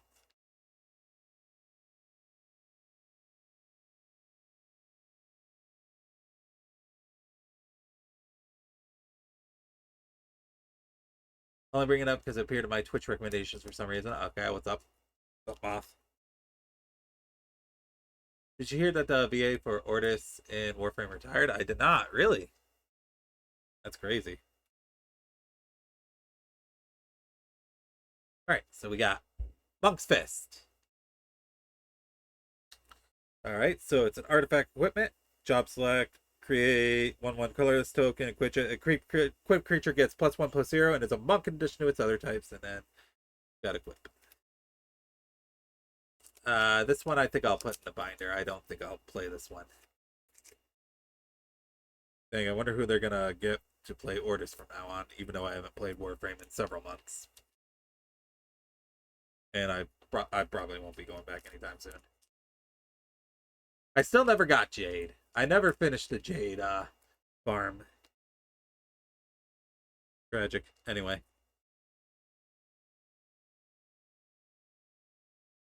Oh, this is a nice card. We got Reach to Horizon from FF7. Alright, so sorcery. Search your library for up to 2 basic land cards and or town cards with different names. Put them onto the battlefield, tap, then shuffle. Guess it's a goodbye, City of Mako. Tifa Lockhart.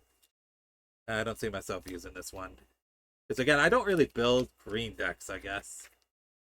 I don't really build green. I don't really build, I guess, red either, to be honest. I usually build white and blue, believe it or not. It's like, even back when I used to play, like many years ago when I actually used to play this game, I built white and blue decks. Either pure white, pure blue, or mix. But yeah, I guess I just gravitate to those kind of cards than any other. They're keeping all his voice lines, but he's being replaced by Bombastine's VA from Debiri. I'm not familiar with Bombastine. Oh, look at that. We got a dupe. Cargo ship dupe. I gotta figure out what I'm gonna do with all the dupes I have. I'll sleeve them for now, just so they don't get damaged, but I gotta figure out what I'm gonna do with them. I guess I could put them in a box somewhere. I'm not gonna sell them because they're gonna be worth... It'll probably cost me more to ship them than it would to actually sell them.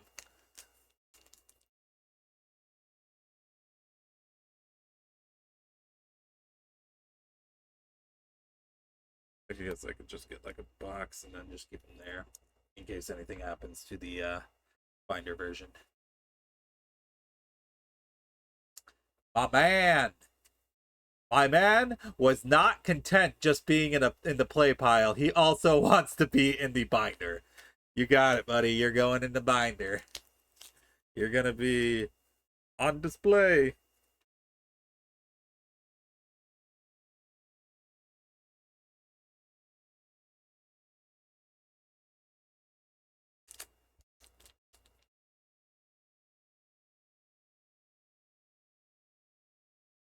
So I got one for playing and one for displaying. Hey, look, Jumbo Cactar. Yeah. All right. Creature plant has 10,000 needles. Whenever this creature attacks, it gets plus 99999 plus 0 until end of turn. Some cactars live long lives and grow huge. This Jumbo Cactar is one of them. It is an instant win card if it does not get blocked. Okay, I finally got all the sleeves that I accidentally knocked over out of the way, so now we can just leave them like normal. It is definitely an instant win card. Like, if for whatever reason it can't be blocked, you just win. You win the game. Hold on, let me snooze the ads. I'll let the ads play when we finish the last 4 cards in this pack.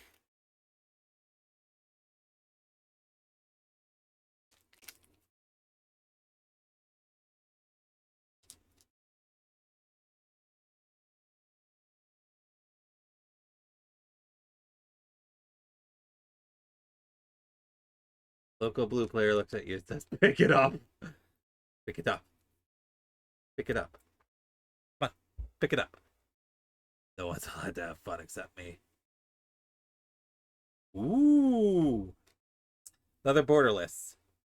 It's Vanadil's Adventurers. I really want to get into FF11 because I played it for a bit. but it's hard. FF11 is a hard game to get into. All right, so I already know this is going in the binder, so I'm gonna go ahead and FF11 system scares me. It should. It really should. Hi, Silver, who's new here. How are you doing today?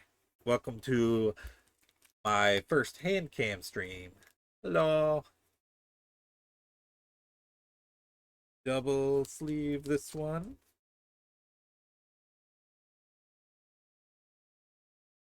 Alright. So it's a creature, human wizard. If you would draw a card while your library has no cards in it, you win the game instead. So this is another win condition. If you somehow run out of cards and you have that, you can play that, and then on your next turn you'll win. You demand curry? No. I have no curry. And if I did, it'd be for me, not for you. Next card. I got a dupe, but it's a shiny dupe. Alright, so we got another Blam T-Rexor. This one's the foil one, so we're gonna put that in the binder instantly. Explain to me it manages the camera in the most meta way and explain why it's good or bad. No. And no. Because I don't play enough actual Magic the Gathering to be able to explain that. Because if it's not a Final Fantasy card, I don't give a shit. It's fun. It's definitely fun, but I'm more in this for collecting these cards because I love Final Fantasy. And I'm definitely in this for the collecting part. Alright, we got another dupe here. Trino Dark City. So we'll go ahead and double sleeve that, and I'll figure out what to do with the dupe later. Actually, wait a minute. Nope, never mind. It's not white, so I can't use it. Well, Silver, are you about to tell me about the meta of MTGs? Because you're free too. I was going to start collecting MTG at some point. I used to back in the day, and then I kind of just lost interest at one point, got rid of all my cards. And I'm only back for Final Fantasy. I don't really care too much. And then the last card is a token. We got a chocobo, or bird, on one side. Because you got a Doctor Who collab. Oh, that sounds fun. And then on the other side, it's another wizard token. So that goes in our token pile. All right, so we opened 5 packs. So we got 5 more to go. We are halfway through. So this is still looking like it's going to be a 3-hour stream, actually. Alright. I know another Magic. Then they quit because they got tired of all the stupid collabs like SpongeBob. I know another about Magic. Okay. Alright, so we've been going for about an hour and a half. So let us take... how long will I need? I'll probably need give me 5 minutes. And we'll open the rest of them in about 5 minutes. So I'll be back. BRB.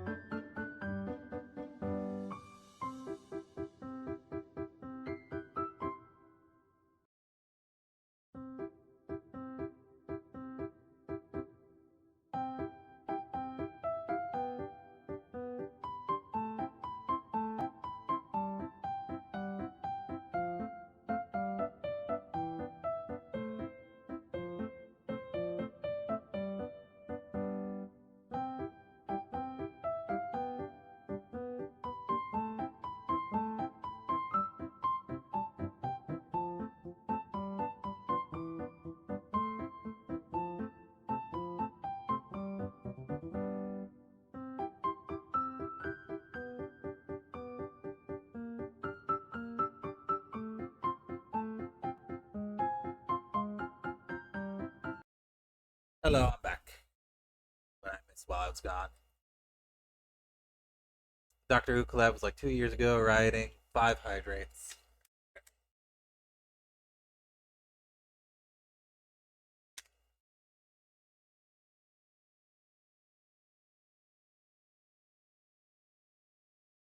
Table here, so I'm trying to figure out what it was so you guys can see better. All right, there we go. So I actually went and I made some lemon tea, honey lemon tea, so that can help a little bit with my allergies, my congestion. They were bad today. They were like really bad today. Teaching was rough today, guys, because of the allergies. Oh, I felt dead. All right, so this is pack number 6, I think. Yep, 6. All right. As idea, half drown becomes full drown. No.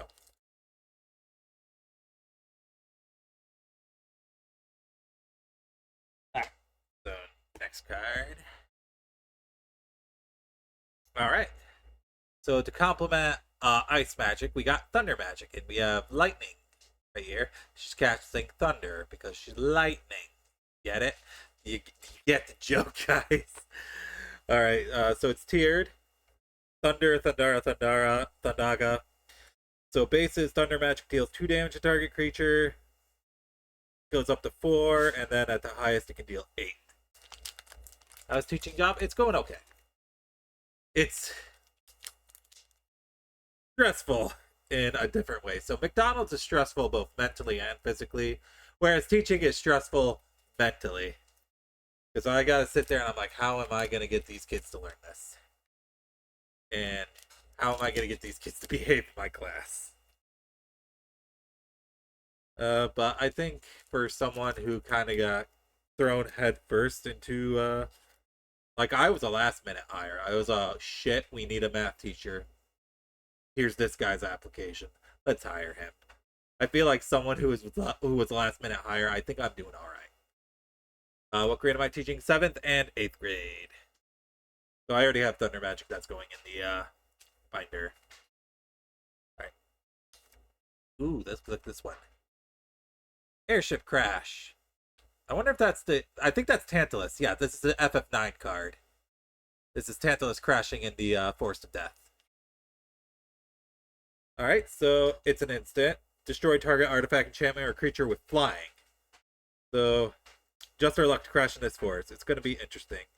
I don't see myself playing this for 2 reasons. One, it is a green card, and I don't really have a deck built around green. And then the second reason is it specifically is only flying. It only works on flying artifacts or creatures or sorcery, if I read that right. Very situational. So that goes in that pile. Alright. Look at that. I don't even think I'm going to bother sleeving this one. Because I think this is like my 3rd or 4th copy of this card. So I'm just going to put that over here with the tokens and I'll figure out what to do with that later. Yeah, it's rough. But we'll figure it out. Right, next one is Galacat. Look at him. Look at the kitty cat. We could put this in Ryuki's deck. Because it's a cat. Just like Ryuki. See, that's why she's building the cat deck in MTG. She's a cat. It all makes sense. I don't know why it took me until now to get this. Alright, so Galacat. It's a flying vigilance. As long as you control 2 or more artifacts, this creature gets +2/+0. That's the ticket. Now let's get moving to Northbound. Galif. Valdesian. Yes, give Ryuki a gimme cat. I hate those gimme cats. Because they made M6S rough. They made our pulls in M6S rough. So I already have this card in my Y'shtola deck. So into the binder it goes. Sadly, there's no gimme cat. Thank God. Alright, so in the binder you go. Alright, next one. Oof, we got another Sage No that's dupe. Not yet. She's still dealing with what she needs to. What's up, Henri? Gimme Cat or Yan? I would rather have Yan, even though I hate Yan more than Gimme Cat. Alright, so we got another copy of Chocomog. We got like 3 dupes in a row. Oof. That either means I have too many cards or I'm getting unlucky. So we put the last summon into our play deck. So this one's going in the binder. In the binder.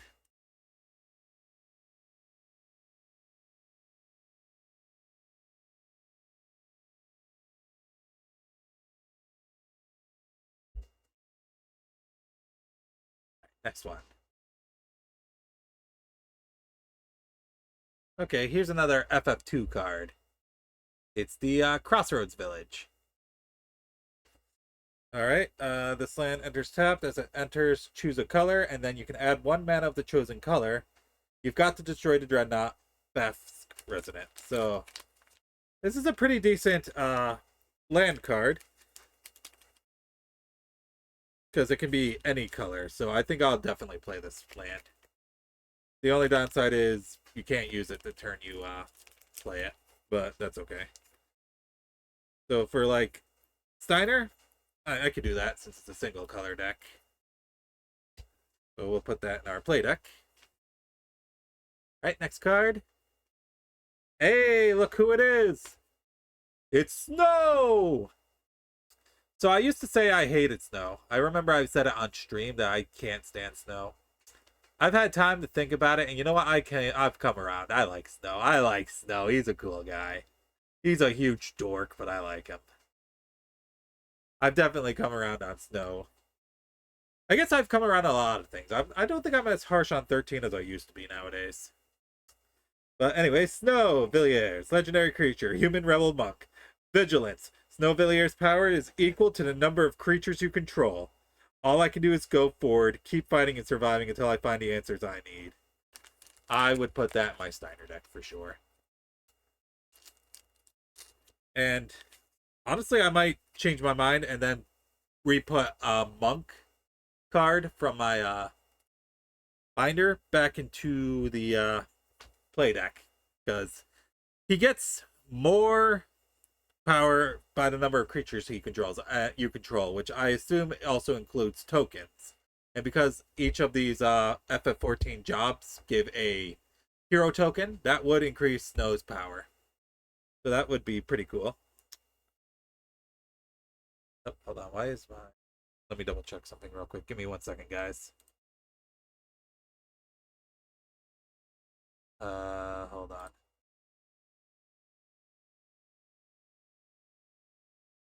Okay, sorry. I thought for a second my stream went down. I thought I saw that my little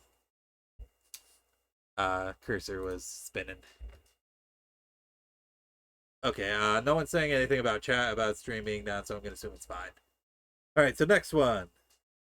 We got this one. Valkyrie Aerial Unit. Alright, so Artifact Construct, affinity for artifacts. The spell costs 1 less to cast for each artifact you control. As flying, when this creature enters, survey 2. Alright, I don't really see myself playing this one. It has a massive mana cost. And you gotta be running like tons of artifacts. And I don't think I have that many artifacts in my Stola deck.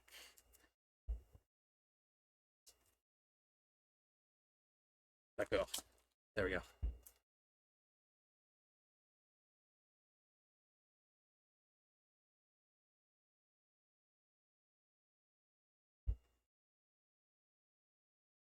All right. Ooh. Another FF9 card. Unexpected Request. I'll show you the artwork for it. That is the scene where Garnet requests Zidane to kidnap her and take her away to Lindblum. So it's a sorcery. Gain control of target creature until end of turn. Untap that creature. It gains haste until end of turn. You may attach an equipment you control to that creature.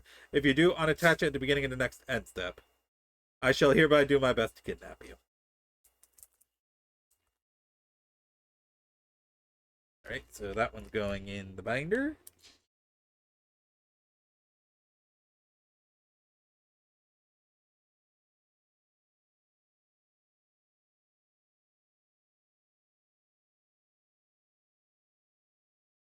Oh, I only single sleeve that. Hold on, let me double sleeve that. Oopsies. Wifco would have yelled at me. She'd have been like, "What the hell you doing? What the heck are you doing?" There we go. Double sleeved it. Told you don't listen to me. Stupid. I'm sorry. Okay. Next card. Ooh. So we got Summoner's Grimoire. So it's another 14 equipment card. There's a ton of... Well, I guess there's one for every job, isn't there? That makes sense. So job select. Equipped creature is a shaman in addition to its other types and has whenever this creature attacks, you may put a creature card from your hand onto the battlefield. If that card is an enchantment card, it enters tapped and attacking. That seems busted. Like, I would play that if I had a green deck, but I don't. So for now, it's going into binder. So if I ever build a green deck or a commander deck that uses green, definitely got to put them out in there. You're finding your internet? Oh no. What happened?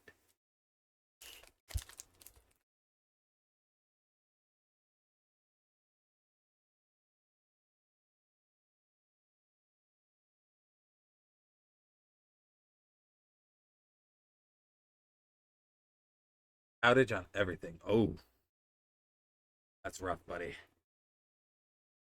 All right, we got another borderless here with no warning. Oof. All right, so we got the Realm of the Vestige.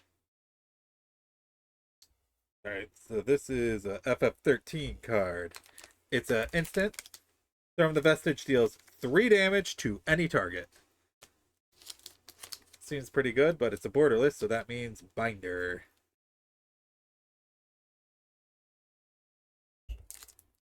You caught me trying to play ZZZ. How dare you? How dare you play ZZZ with your E6 awareness 6, whatever it's called in ZZZ Vivian. Okay, there we go. Next card. Oh, we got a dupe, another dupe, but it's foil. We got a foil dupe of Cornered by the Black Mages. That one's going in the binder for sure.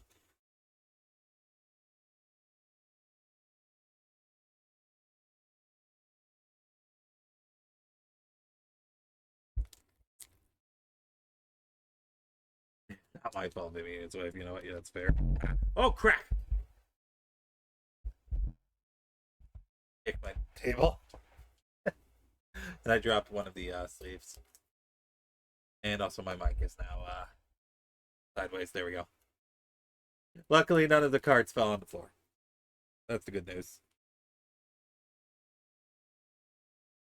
So I really am kind of like a bull in a china shop. I have a tendency to knock things over if I'm not careful, as you guys just watched. I heard Vivian mentioned, yes, Moth has a, we'll say C6 Vivian. I only have her at C0, but yes, he went all in for Vivian. Also, welcome back, Ryuki. Hope whatever game you're playing went well. All right, and then we have a basic mountain card.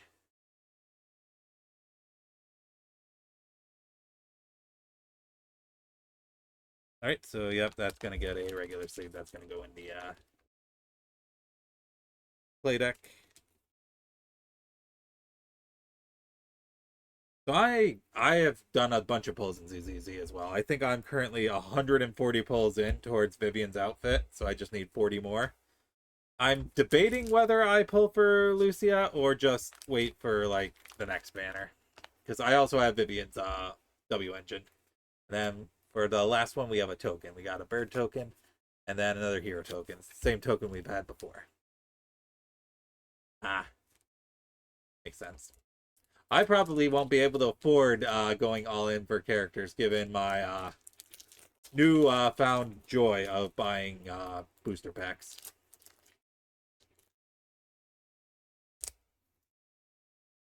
All right, so this is pack number 7. So we're getting close to the end here.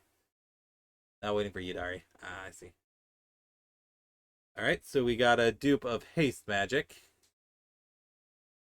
I believe I put that one in the binder earlier, so we're going to put that in our little token / dupe pile for now. I'll figure out what to do with my dupes later. Oh, take a look at this one. I'm 90 in right now because I got my Lucia saving for Yidari now. Won't have enough Vivian, weapon, and Yidari, so I got to choose, and my Vivian has been doing okay without a weapon so far. Ah, gotcha. All right, so we got Blitzball Shot. So there's Waka. Trying to angle it pretty good. Okay, there we go. All right, so target gets +3/+3 and gains trample at the end of turn. Everyone seems to be calling for Waka, folks. So I do have this card already, so it's going to go into binder. And then I'll figure out what to do with the dupe on my shelf later. What I really need is I need a good W engine for Silver Andy, because they buffed her. And unfortunately, her best light cone, or not light cones, her best W engines are her signature. And one event W engine that I don't have because I didn't play when that event ran. And I'm still angry there's no way to get it. God damn it, let me buy it. Alright, so we got another Vane's Treachery dupe. So I guess I gotta throw this one out the window. Nah, just kidding. Littering is a crime, folks.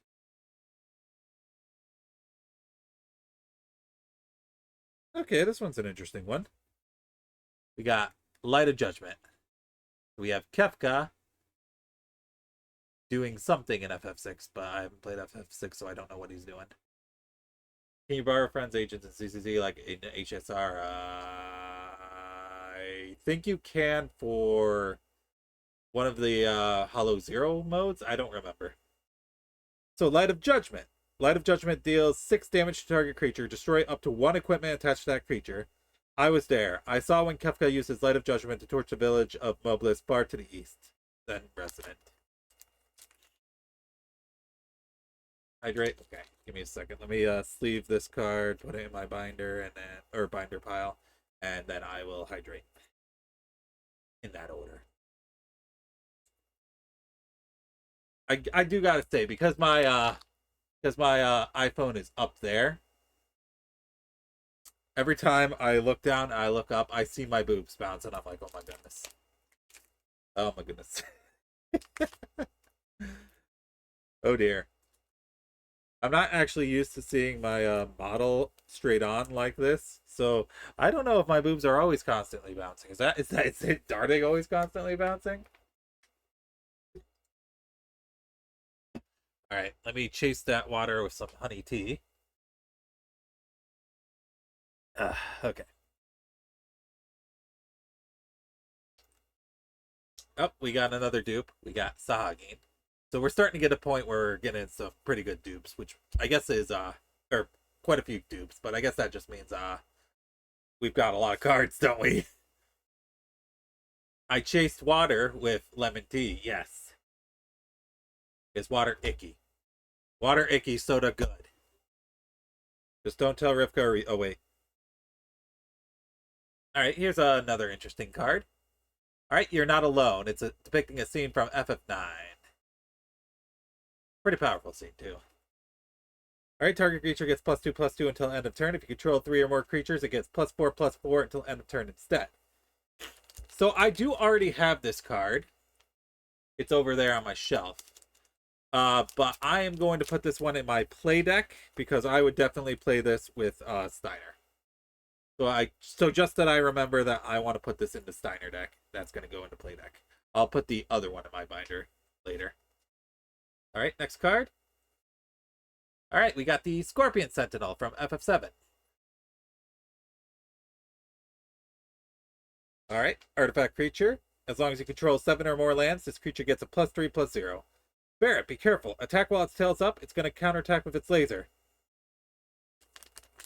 Cloud Strife.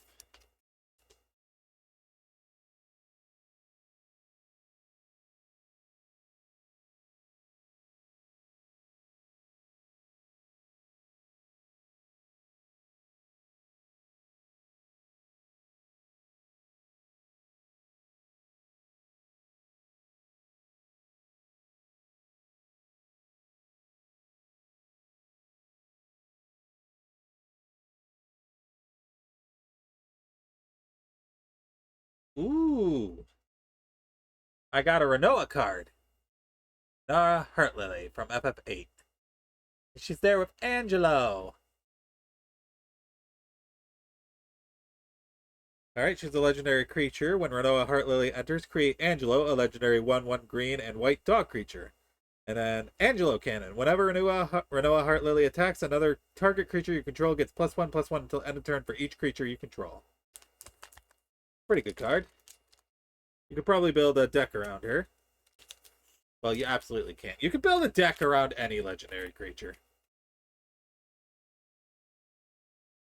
Wait, that brings up a question I have about Commander format. Can you build a deck around any creature, or does it specifically have to be a legendary creature? I don't remember. I mean, honestly, you would build around a legendary creature instead of a basic creature, but I don't know. Technicalities, I guess. Oh, okay, we got another dupe of an elixir. Alright, so that's a dupe. I'm going to put that over there. Alright, next card. Alright, so we got another FF2 card, followed by the Leviathan. So it's an instant. Choose target spell, survey 2, then counter the chosen spell unless its controller pays 1 mana for each card in your graveyard. So that's a pretty strong counter, actually.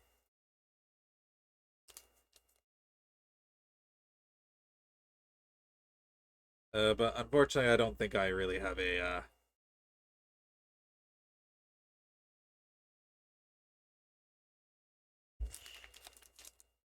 I don't know enough about Commander, sadly. Okay. I assume it has to be legendary, but I don't know if that's technically true. Not that anyone would want to build a Commander deck around a standard creature anyway. Alright, we're almost at the end of my first pack of sleeves. Alright, next card. Ah, it's the Poo Poo UFO from FF8. Look at it. Alright. Artifact creature, construct alien. Flying. You may put a land card from your hand onto the battlefield. And then for a 3 cost until end of turn, this creature's base power becomes equal to the number of towns you control. Thank you. That's cute. Yes, Pikmin. Wait. I don't think I'll use this one.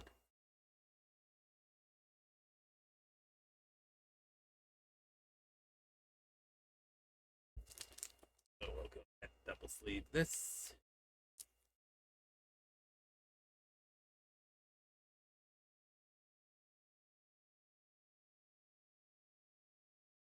Right. Alright, so I have a 14 card. I have to debate whether this is a spoiler or not.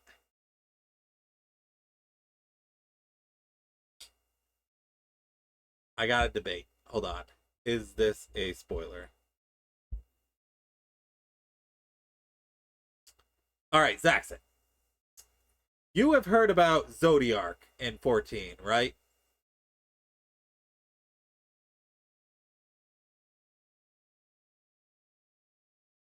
If it's out of context, I'm fine.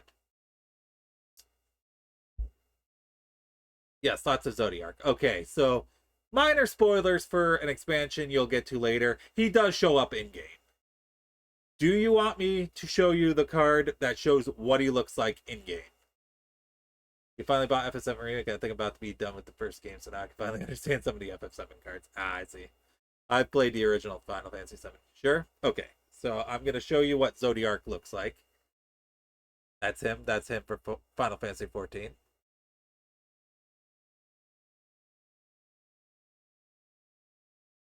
Okay.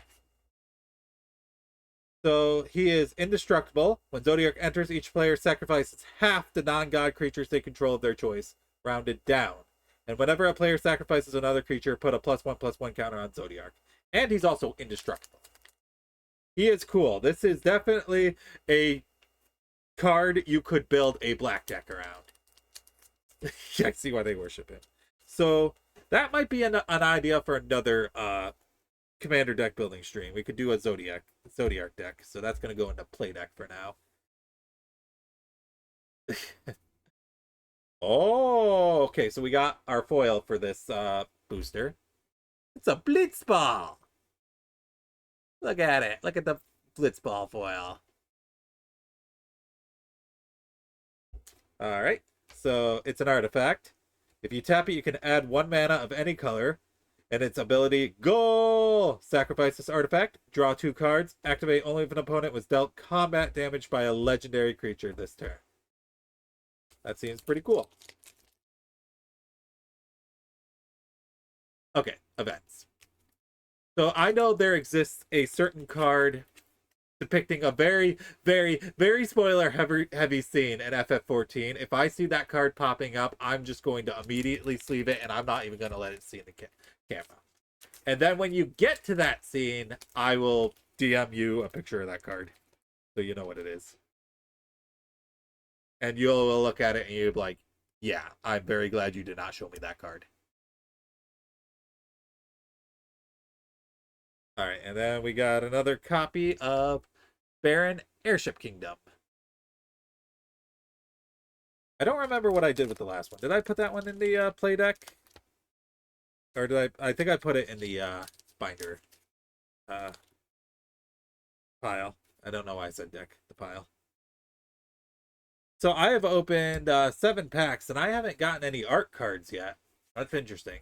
I've only been getting tokens. So it's another hero and treasure token. Put that in the pile. All right. Look, we're almost done with our first thing of sleeves. All right, so we got 3 packs left. Crazy. Indeed. Next pack. I got a few art cards too. I think I have 3 of them on my shelf. I have Jekt, I have Ultimecia, and I believe I have Tifa. All right. So first card of pack number 7? 7. All right. So we got Town Greeter.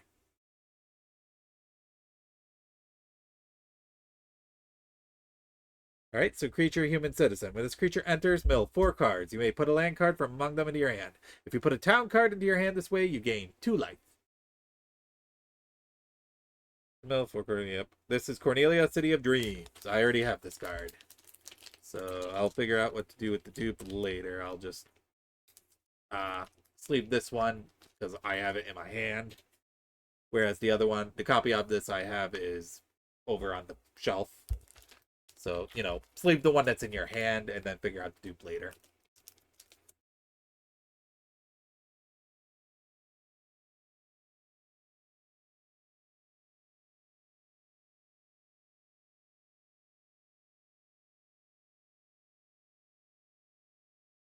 Sip of tea real quick. It's no longer hot. It's cold now. That's how long it's been. Oh my. It's a Namazu trader. Fish. A fish. Just like Rivka. Alright, when this creature enters, you lose 1 life and create a treasure token. Whenever this creature attacks, you may sacrifice another creature or artifact. If you do, survey 2. Alright. That might be interesting in the Zodiac deck. My boyfriend loves Namazu. I have to do the Namazu side quest at some point, because I do want their mount. I do like their mount. I want it. But I also don't want to do the Namazu society quests, so that's something I'll have to do in the future. Alright, next card. Got Warrior Sword. So it's just like all the other equipment cards in the game. Gives you job select. When this equipment enters, create a 1/1 colorless hero token, then attach it to it. The equipped creature gets a +3/+2 and is a warrior in addition to its other types. So I already have this card. It's in my Cloud Commander deck. So this one's going in the binder.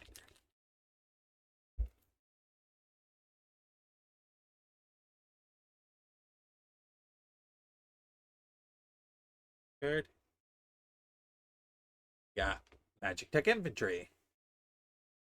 So it's the Magic Tech soldiers from FF15. Alright, so this creature gets +1/0 as long as you control another artifact, and then you can pay 2 colorless and 1 white. Search your library for a card named Magic Tech Infantry, put it on the battlefield, tap, then shuffle. These cyber soldiers are specifically engineered to excel in combat and serve it as the powerhouse of the Imperial Infantry. So, I have a copy of this card already. I don't think I would put this in the Steiner deck unless I get another card called Magic Tech Infantry, because under Commander format, you can only have 1 card of each. So this card might only be good for Standard format. It might be completely worthless in Commander, because I don't think, because you can't have any copies of any non-basic land card. Ooh, FF8 card. It's Laguna. Dreams of Laguna. I hope Laguna has a legendary creature card, because I would absolutely 100% build a Laguna Commander deck. Alright, so Dreams of Laguna. Survey 1, then draw a card. And then it has a flashback cost. Don't go back on your word. Come on, go wave to her.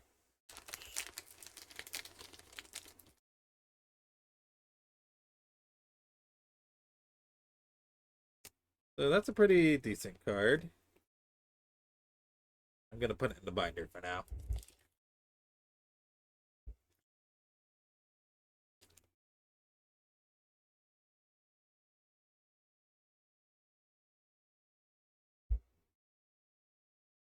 Card. Begin. Fight on. We got Aerith and Yuffie in there. Aerith healing Yuffie so she can continue fighting. Alright, return up to 2 target creatures from your graveyard to your hand.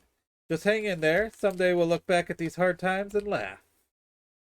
I already have this card. I think I will put it in my play deck, and I'll put the copy I have on the shelf and the binder, because that might be good for the Zodiac deck. Because the Zodiac deck is going to be pure black. Here we go. Magic Pot. Magic Pot. Pot of Greed! Allows me to draw 3 additional cards. When this creature dies, create a treasure token. It's an artifact with tap, sacrifice this token, add 1 mana of any color. And then you can exile target card from a graveyard. Give me Elixir. And I believe that is... Oh, is there one more sleeve? Oh, there's one more sleeve in there. Okay. I gotta open another pack of sleeves. This one's going into binder. I don't really see a play for this one yet. Like, I'll need to see the other cards that I would put in deck before. That is what it do, Yugi. It does what it do. Okay, I can already see at the very bottom it's an art card. So I complained about not getting any art cards. We got an art card. Ooh. Alright, we got an FF3 card this time. The Crystal's Chosen. So we got the 4 Onion Kids getting picked by the Crystal to become Warriors of Light. So create 4 1/1 colorless creature tokens, then put a 1+1/+1 counter on each creature you control. Within the light, the will of the Crystal surged through them. They decided to accept their destiny, and so began a journey to dispel the darkness and return light to the world. So this one I would potentially put in the Steiner deck. So we're going to put it in the play pile. And then I got to open up another one of my tight fit, the exact fit sleeves. So give me a second. Alright, where's the open one that I had? This one. Okay. So these are all Vault X brand stuff. Hashtag sponsored, not sponsored. I was told these were pretty quality, and they seem pretty quality, and they were pretty cheap too. So hashtag sponsored, not sponsored.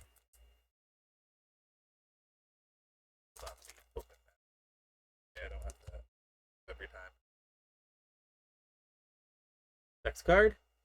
Ooh. Got Diamond Weapon from FF7.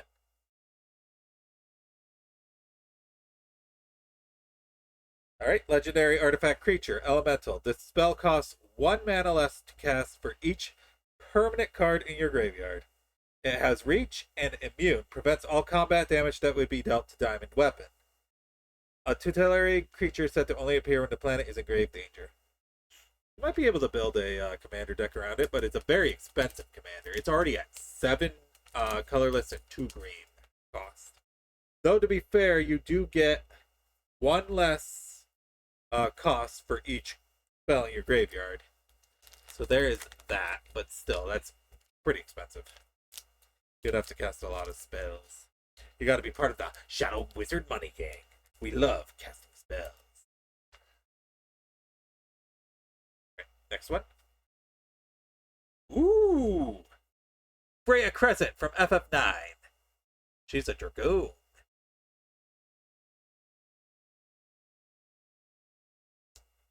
I like Freya. Alright, so legendary creature Rat Knight. Jump. During your turn, Freya Crescent has flying. So you can tap her to add 1 red mana. You can spend this mana only to cast an equipment spell or activate an equip ability. We live to not forget our past, but to learn from it. She's also a rat lady. She's from Burmecia. And Burmecians are a species of rat in FF9. Of rat people. She's one of the party members. She's pretty cool, but unfortunately, her character arc ends about a third into the game. So for the rest of the game, she's kind of just there, which is a shame because I do like Freya a lot.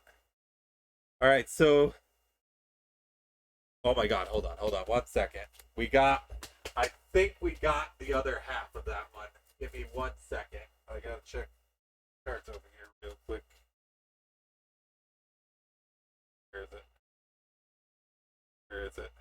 Oh, it's in here. Saw it.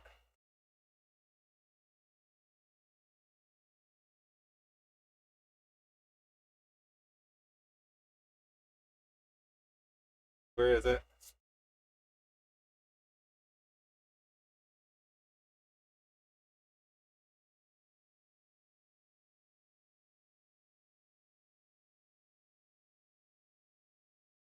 Yep, here it is. I found it.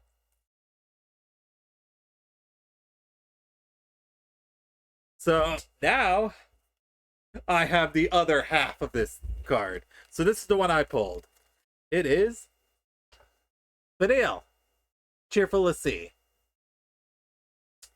So she's a legendary human cleric. When Vanille enters, mill 2 cards, and then return a permanent card from your graveyard to your hand.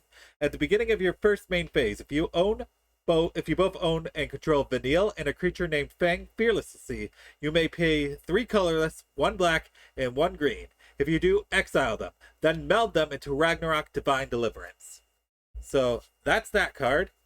Here is Fang Fearless to Sea that I pulled from another deck, or from another booster pack.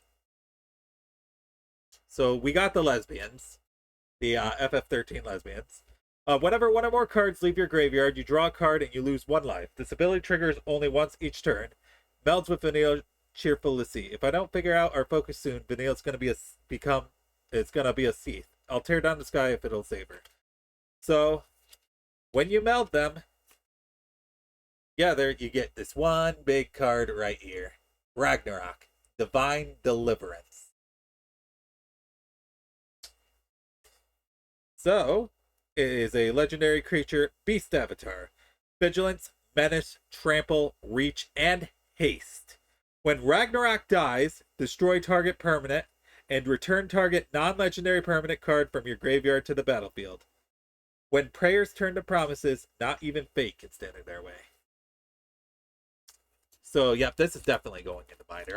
Not only is it going in the binder, I'm also going to put it in the binder backwards, so they're next to each other and they make the Ragnarok for display. I'm really happy I got the other half of the card. I was like, man, I can't wait till I see that pop up in a booster deck, in a booster pack, and it did. We got it.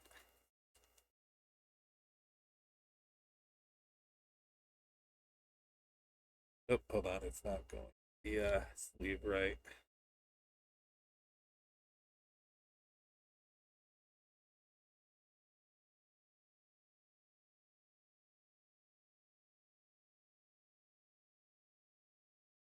So there's Bang and then Vanille.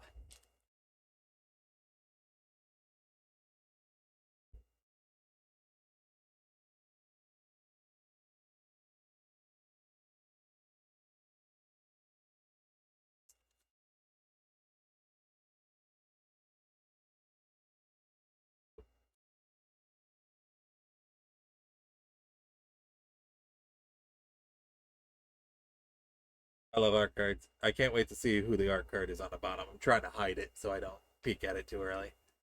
Because I do love the art cards as well. I'll show off the art cards I have after I've opened all the packs. All right, next card. Ooh. I think it's a borderless. Oh, no.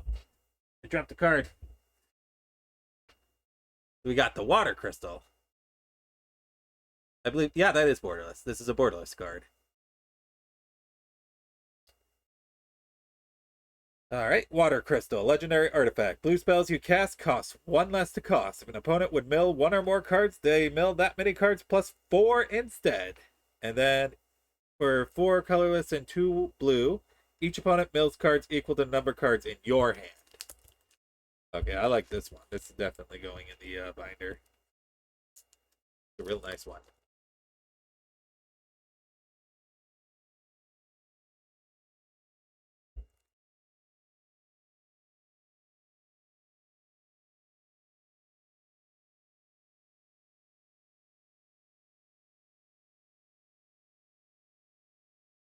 Right, so we got 2 more cards, and then there's the art card underneath.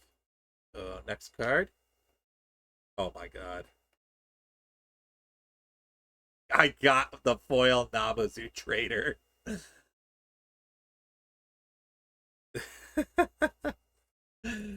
So I have both the foil and non-foil version now. In the binder you go.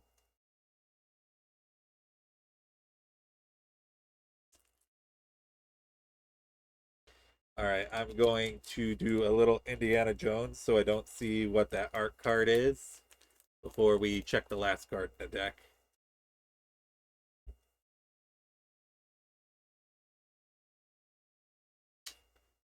So just do that. There we go. Okay. Last card in this pack. Oh, wow. I can't believe it. It's a basic land. It's just a basic land card. Alright, it gets single sleeved, gets put in the play pile. But the good news is we don't have to spend any time on that. Instead, now we can look at this art card that is right here. I should have guessed it was the basic land. They all come with the basic land. Oh. Is this like 1/2 of an art card? Because it's Good King Mugglebog. I can't help but wonder if this is 1/2 of an art card and there's another half with the rest of the Googles on it.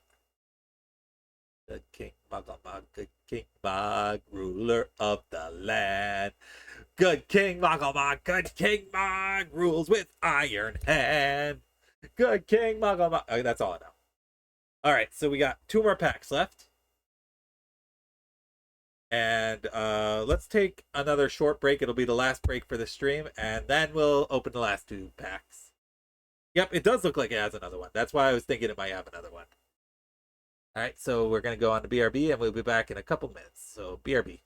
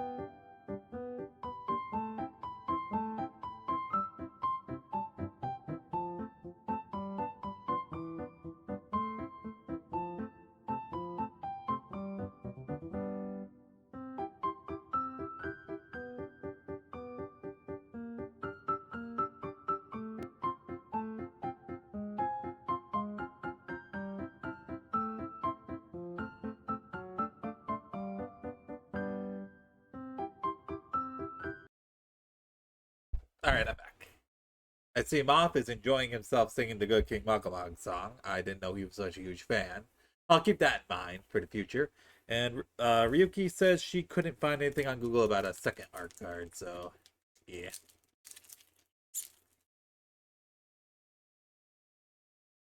Ooh, this one also has an art card at the very end. Alright, so what we'll do is we'll flip that at the very bottom and we'll take a look at the art card later.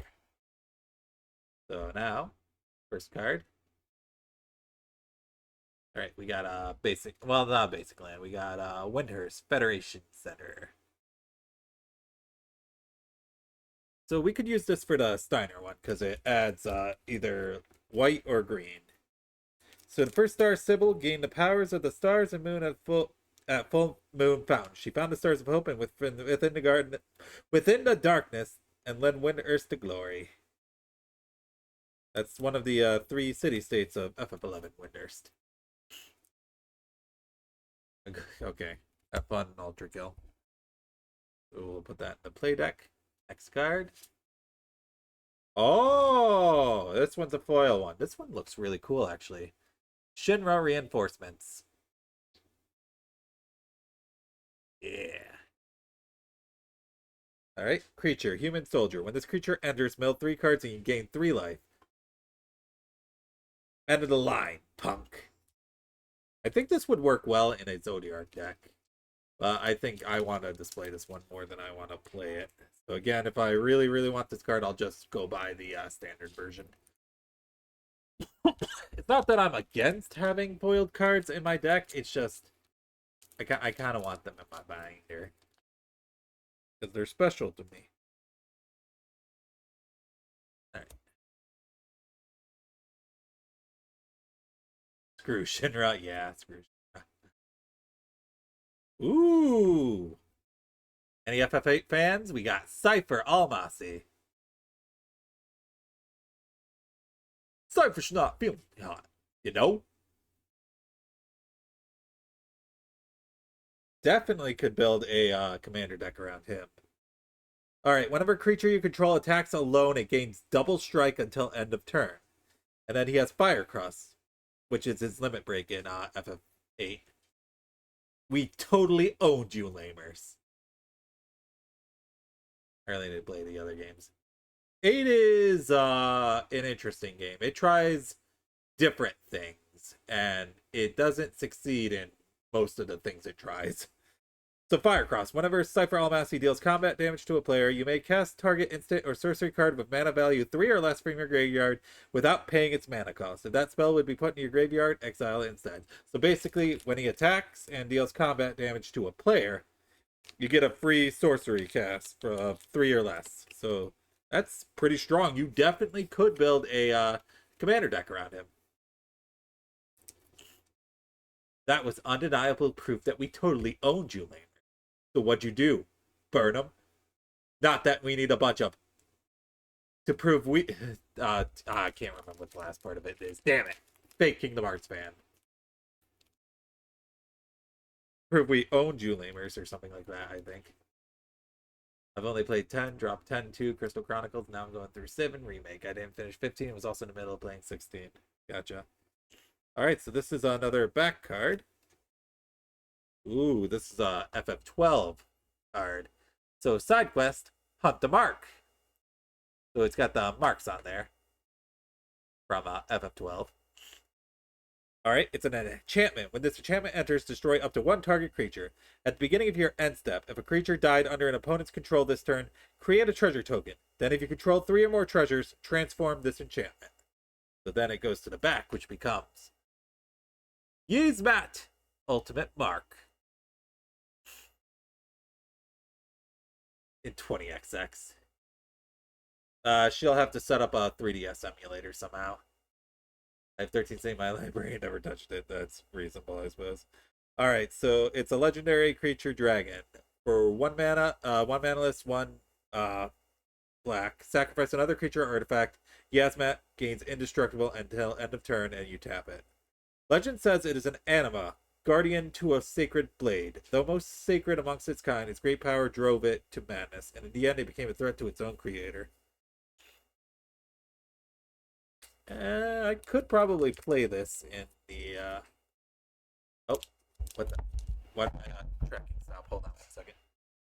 Oh, battery's dying, because I didn't plug it in, because I didn't think the stream would go for this long. For right now, I'll put it into my, binder, just because I don't know what to do about sleeving double-sided cards. I don't know how that works. So, Ryuki, if you don't know, Final Fantasy Explorers was a 3DS game.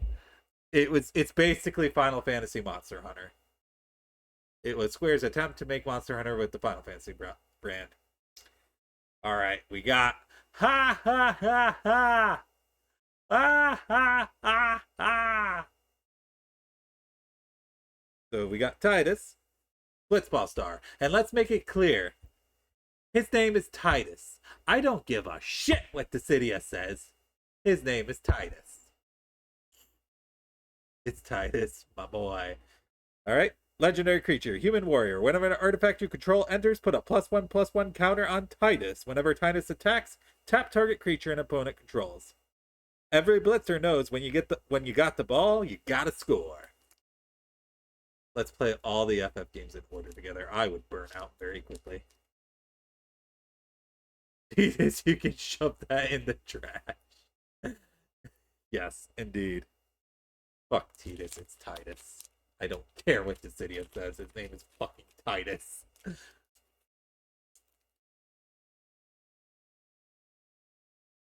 Alright. Let me get through Spooky Month that I'm continuously not doing before we think of other stuff to do.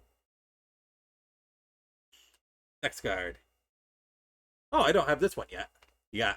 Restoration Magic. Another tiered magic spell. Or magic card. Instant. So you see it's got Cure, Cura, and Curaga. So Cure, target permanent gains hexproof and indestructible until end of turn. Pay an extra mana. Target gains hexproof and indestructible until end of turn, and you gain 3 life. And then if you pay 3 colorless and 1 white, permanent you control gains hexproof and indestructible until end of turn, and you gain 6 life. So yeah, we'll play that card for sure. I refuse to say Titus. I refuse to say Arceus. It's a C. Arceus. Okay, you're actually wrong on that second one though. Supposed to be like Arcane, I think. Although, yeah, you're right. Grammatically speaking, it would be yes. All right, so we got another equipment card. It's the Samurai's Katana. Fight me. All right, fine. I'll fight you in Grand Blue. All right, so Samurai's Katana. Job select. Summons a hero creature, a colorless hero creature token, and equips it to it. Equipped creature gets +2/+2, has trample and haste, and is a samurai in addition to its other type. It is a 5 equipped cost though, so it's very expensive. RKS system. Oh no. Oh no. Oh no. Oh no. He's going to teach her all the mix-ups. And then what's going to happen is I'm going to pull a fast one and I'm going to play Meg during our match. You expected Beatrix, but it was I, Meg. Oh no, not a near man. Oh no. Okay, that one goes in the binder. Next card. Oh, look at that. In addition to that restoration magic, we got White Mage's Staff. So same idea. Job select creates a creature token. You can equip it. Equip creature gains +1/+1 has whenever this creature attacks, you gain 1 life and is a cleric in addition to its other types. So yeah, that one's going in the Steiner deck for sure.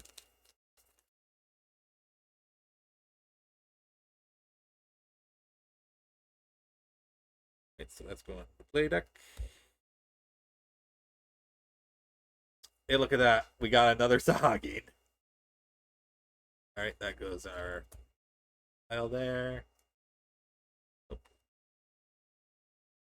We got another copy of Cornered by Black Mages, so that goes in this pile here. Oh, hell yeah! We got Sabo Tender. Sabo Tender. Alright, so creature plant has reach and landfall. Whenever land you control enters, this creature deals 1 damage to each opponent. These strange ambulatory cacti are commonly found in the Altepa Desert of the Kuzats region, and little regarding their way of life is known to science.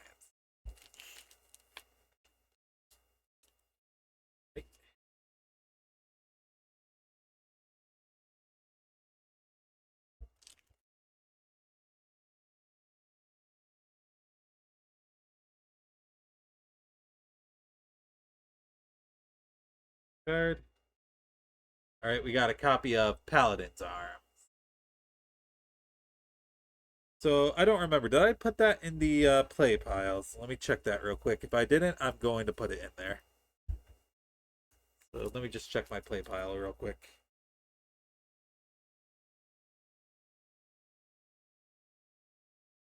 I did. So, this goes in the binder. Yeah, since I came late, I think I missed it. What kind of deck are you making right now? So I wasn't actually making a deck yet. I was just thinking, maybe. So when I started to stream, it's all about opening packs. But I drew a couple of cards, and I'm like, okay, maybe it'll be fun to build a deck around this character. So maybe do that. So let me just. So this pile isn't necessarily a this is what I'm building for a specific deck. This is cards I would play in a deck. So the big difference is these only have a single sleeve. So, you know, you can shuffle them. But right now, let me show you the cards I'm thinking of building decks around. So I'm thinking of building around Zodiark. And where is he? Steiner. And then maybe the Emperor as well. So those are the 3 cards I'm looking at building decks around. So, and the rest of the cards are just cards I would either put in their decks or I would just play in general. So we got the Emperor right here. He's from FF2. Man, once I sleeve them, the ring light on my camera really just reflects it. Here's Steiner. And then good old Zodiac. Yeah, I have a bunch of cards. That's why I have a binder. All right, 2 more cards in this set. All right, we got a copy of Dreams of Laguna. I think I put that in the binder. Or did I? Actually, I might have put this in for the Y'shtola. Actually, wait, do I have this in? I might actually have that in the Y'shtola deck already. So yeah, we'll put that in the dupe pile. All the ring light. I was just about to comment on that, yeah. Oh, sweet. All right, last card in this pack. Chocobo Kick. Chocobo Kick. All right, sorcery. Kicker. Return a land you control to its owner's hand. Target creature you control deals damage equal to its power to target creature an opponent controls. If this spell was kicked, the creature you control deals twice that much damage instead. That's a pretty handy card. Chocobo. You could definitely build a Chocobo deck. That is absolutely a thing you could do. I think the only Chocobo creature I have, though, yes, Quet, is Ambrosia, and she is white. So I don't think... Okay, that came out wrong. She is a white mana creature, so you would have to build a white deck around her. Alright, and then lastly for this pack, there's the art card. Ooh. So here's the art card. It's Cloud with the Ultima weapon doing Omni Slash. Trying to get a good angle so the ring light doesn't reflect completely off of it. There we go, that'll work. Yeah. Alright, so we're down to our last pack. So it might actually take us 3 hours to get through this. Yes, it's really cool. I like that one. And I'll bring the other 3 art cards I have over once I am done. Okay, so the back is right here. Okay. Alright, so unfortunately this one does not have an art card because it has a token. So we got our hero. which is a Lalafell, and then a Moogle on the back. So that's a token. All right, next card. So unfortunately, we got our second dupe of Trino Dark City. So that goes in that pile. This one might go quicker because I already see I have a copy of Vincent. I'll tell you. Ooh. We got Queen Braun foil from FF9. I would have preferred that I gotten the foiled VV, but whatever. We'll take Queen Braun. So, legendary creature, human noble. Prowess. Whenever you cast a non-creature spell, this creature gets +1/+1 until end of turn. Whenever Queen Braun attacks, create a 0/1 Black Wizard creature token with whenever you cast a non-creature spell, this token deals 1 damage to each opponent. So I can already see some combinations you can do with this card and a bunch of other cards that I pulled before, like Cornered by Black Mages. You could definitely do something with that. So right off the bat, I can see the next card right here. That's a copy of Vincent, which is a shame. That's a copy. All right, that goes in my foil pile. All right, so then next we have X-Death, Void Warlock. All right, so when X-Death enters, you gain 3 life. At the beginning of your end step, if there are 6 or more permanent cards in your graveyard, transform X-Death. Witness what befalls those who stand against me. And then he transforms into Neo X-Death. Oh, wait, doesn't he have a... Okay, they censored it. Her boobies are not shown on this card, so I will not have to worry about Twitch slapping me for showing you this card. That's her original sprite. There's boobies. Alright, so then Neo X-Death has Trample. Neo X-Death's power is equal to the number of permanent cards in your graveyard. All memories, dimensions, existence, all that is shall be returned to nothing. So I actually already have this card. It's in my pile up here, so this one's going in the binder.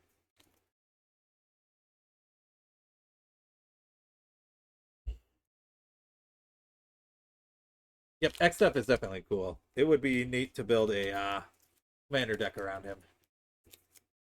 Because it would all be all about discarding as many permanent cards as you can, get Neo X-Death, and then just destroying all. Next card. All right, we got Summon Anima.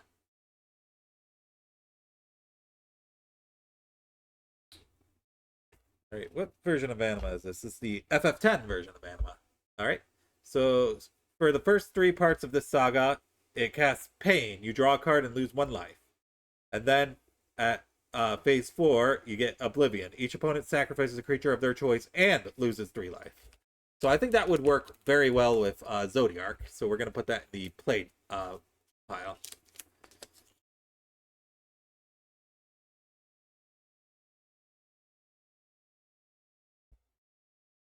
Next card.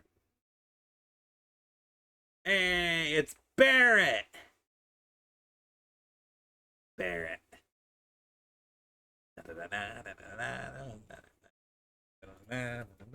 Reach. Whenever Barrett Wallace attacks, it deals damage equal to the number of equipped creatures you control to defending player. You're gonna stand there and pretend you can't hear the planet crying out in pain? Get him off the screen. You hate Barrett, but I love Barrett. I love Barrett.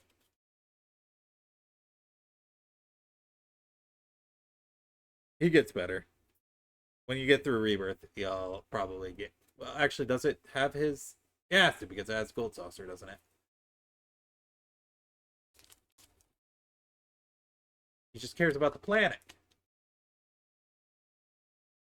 Well, that's because you're a soldier. You're ex-Shinra. I'm not going to say any more than that, because any more than that is going to be a spoiler. Because I know you haven't played Rebirth yet. Next card. Oh! It's Locke from FF6.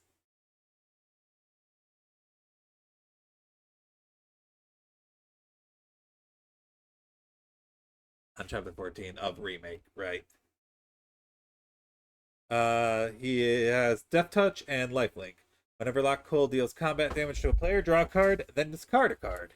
As long as there are people who need to be protected, I'll keep on fighting.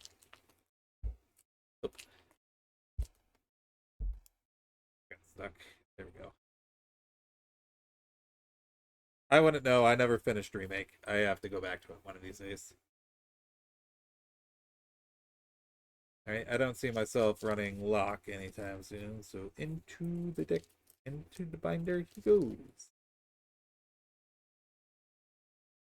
Man, I am so glad I decided to do this instead of Demi-Atma farming, because I guarantee you I probably would have gotten 0 Demi-Atma and a significant amount of hatred towards myself. Right, here we go. Alright, next card is Iron Giant.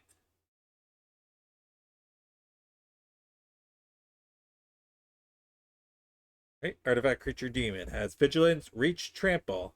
The Iron Giant is both hostile and powerful, using a giant blade to fell its foes. The mere mention of its name strikes fear into hearts of drivers who know how perilous the roads are at night. So this is specifically the Final Fantasy 15 version of Iron Giant. Oh, it's the new relic quest. So the first phase of the relic, you have to get something called Demi-Atma, and it is a pain in the ass to drop.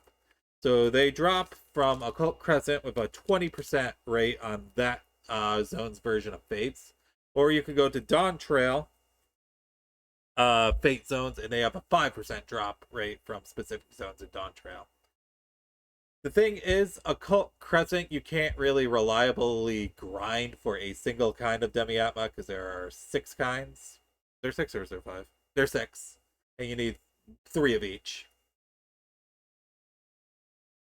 That might be Occult Crescent. Alright, so we got Adventurer's End. I have this in my Stola deck, but I would put this in another deck, so this is gonna go in the play deck. Oh yeah, when this land enters, you gain 2 life and you can tap it for a colorless. Welcome, we have rooms for 200 gil a night. Would you like to stay and rest your body and mind? We have to do that one. Transfers, okay. Up, we got a copy of Red Mage's Rapier, so this is our 3rd copy of it. Anything.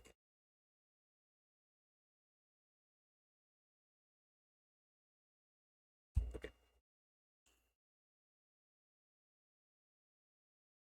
Alright, so next we have a sorcery here. Or an instant. Fate of the Sun Crest. Or now you have to play it. Oh my goodness. This spell costs 2 less to cast if it targets a tapped creature. Destroy a target non-land permanent. Alright, that's a card I would play. You would have me destroy my empire. Is this my duty? Is this what you want? Ashelia Benargan Dalmasca from FF12. Alright, we are down to our last 3 cards.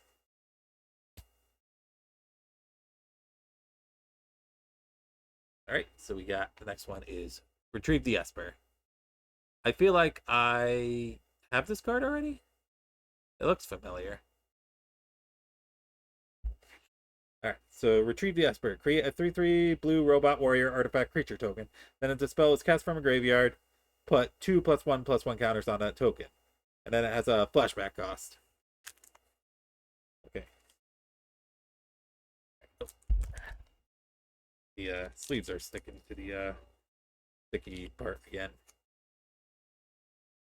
Alright, we're down to 2 cards. What do you think the chance of me getting that foil BB are? Pretty high, right?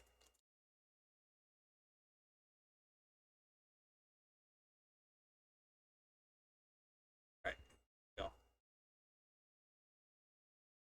We got a copy of Airship Crash. So yeah, that's going in our dupe pile. Last card. Last card. Draw.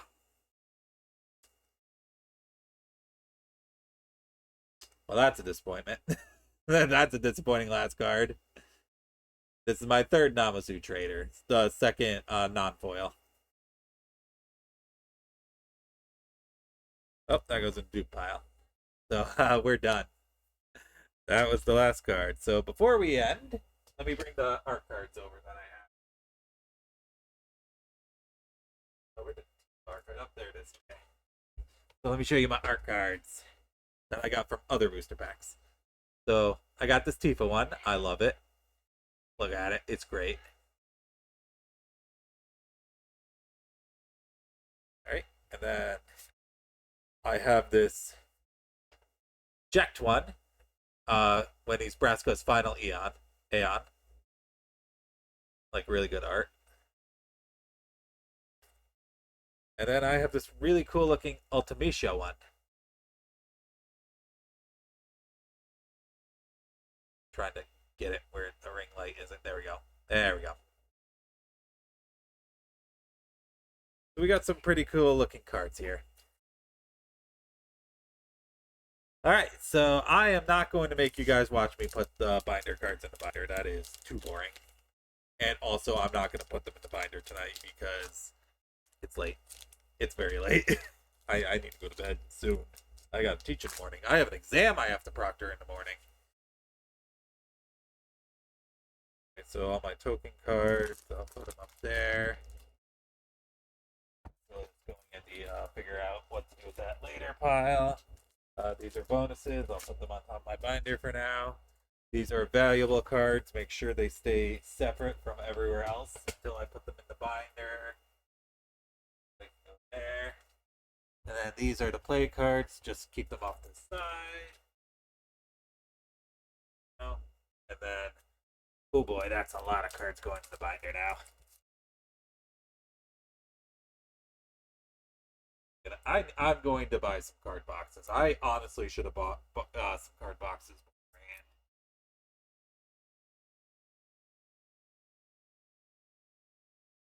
Okay, so there we go. Got my cards kind of in. No, they're falling. They're already falling. Yeah, I should buy some card boxes. That'll work. Oh, here we go. I fixed it. All right, so I'd say the hand cam stream worked pretty well. There are obviously things I could do better. So in the future, I might do a few more hand cam streams. Like if I do decide to do a stream where I build those Steiner and that Zodiac deck, we'll definitely do that hand cam.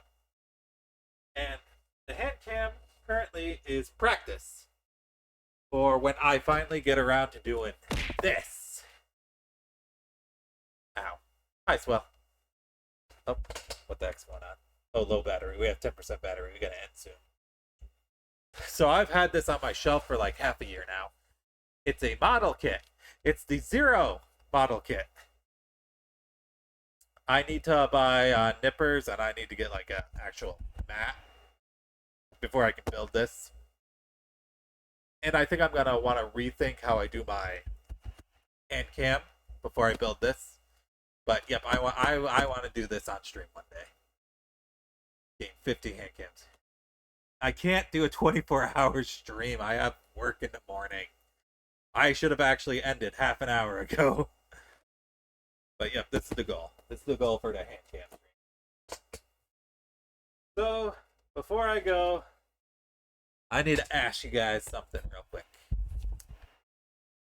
Should I order another 10 play booster packs? Should I order another 10 booster packs?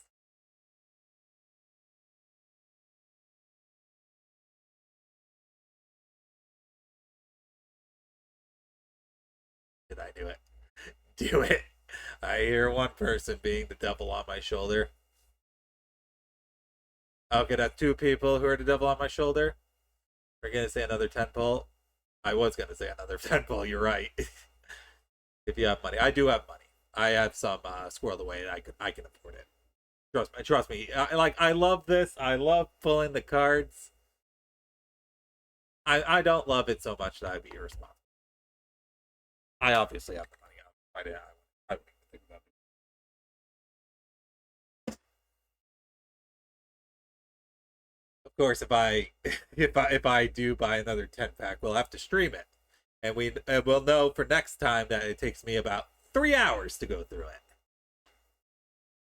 And I do think I have enough leftover sleeves. I might have to buy more. I'll definitely have to buy a box. a card box. But those are cheap. Those are like $5, not $10. And I think they come in like 2 packs. All right, you guys are the devils on my shoulder, so I guess I'll order another 10 pack, and then sometime we'll do another pack opening stream. So I think we're gonna call that for tonight. So bye bye. Say bye bye to my hands. Let's go to the chatting screen. Okay, let me unplug my camera here. Yeah, there we go. Does stealing from the couch cushions? No, I must steal from the couch cushions. Bye bye, hands.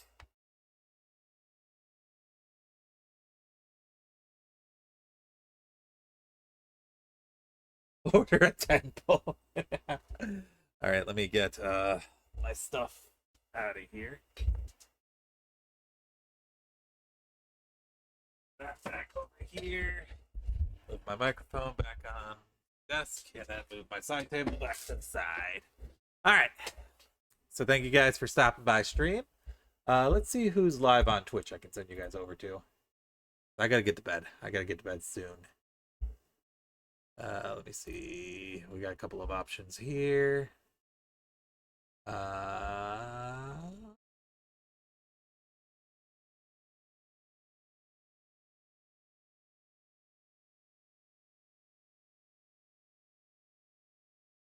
I rated Kit the other day, so no. We could send you over to Queeb. Because she is doing... Oh, let me mute this.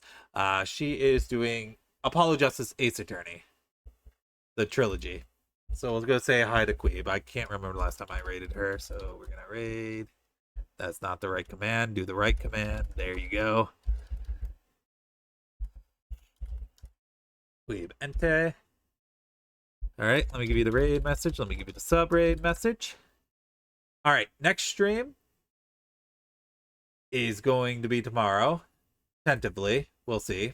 I might end up canceling depending on how a meeting I have after school goes. If I do stream, we'll probably do security breach, because it's starting to look like security breach is going to be the end of Spooky Month, because we only have 10 days of Spooky Month left, and I'm only dedicating one stream this week to Spooky Month. So I might have to rethink how much I'm willing to dedicate to Spooky Month in the future, because I was planning, like 5 games. I was planning on doing like 5 games for Spooky Month, and I haven't even beaten the second game. And I think Security Breach is going to take me 2 more streams, and I don't plan on doing Ruin, because that would extend it even further.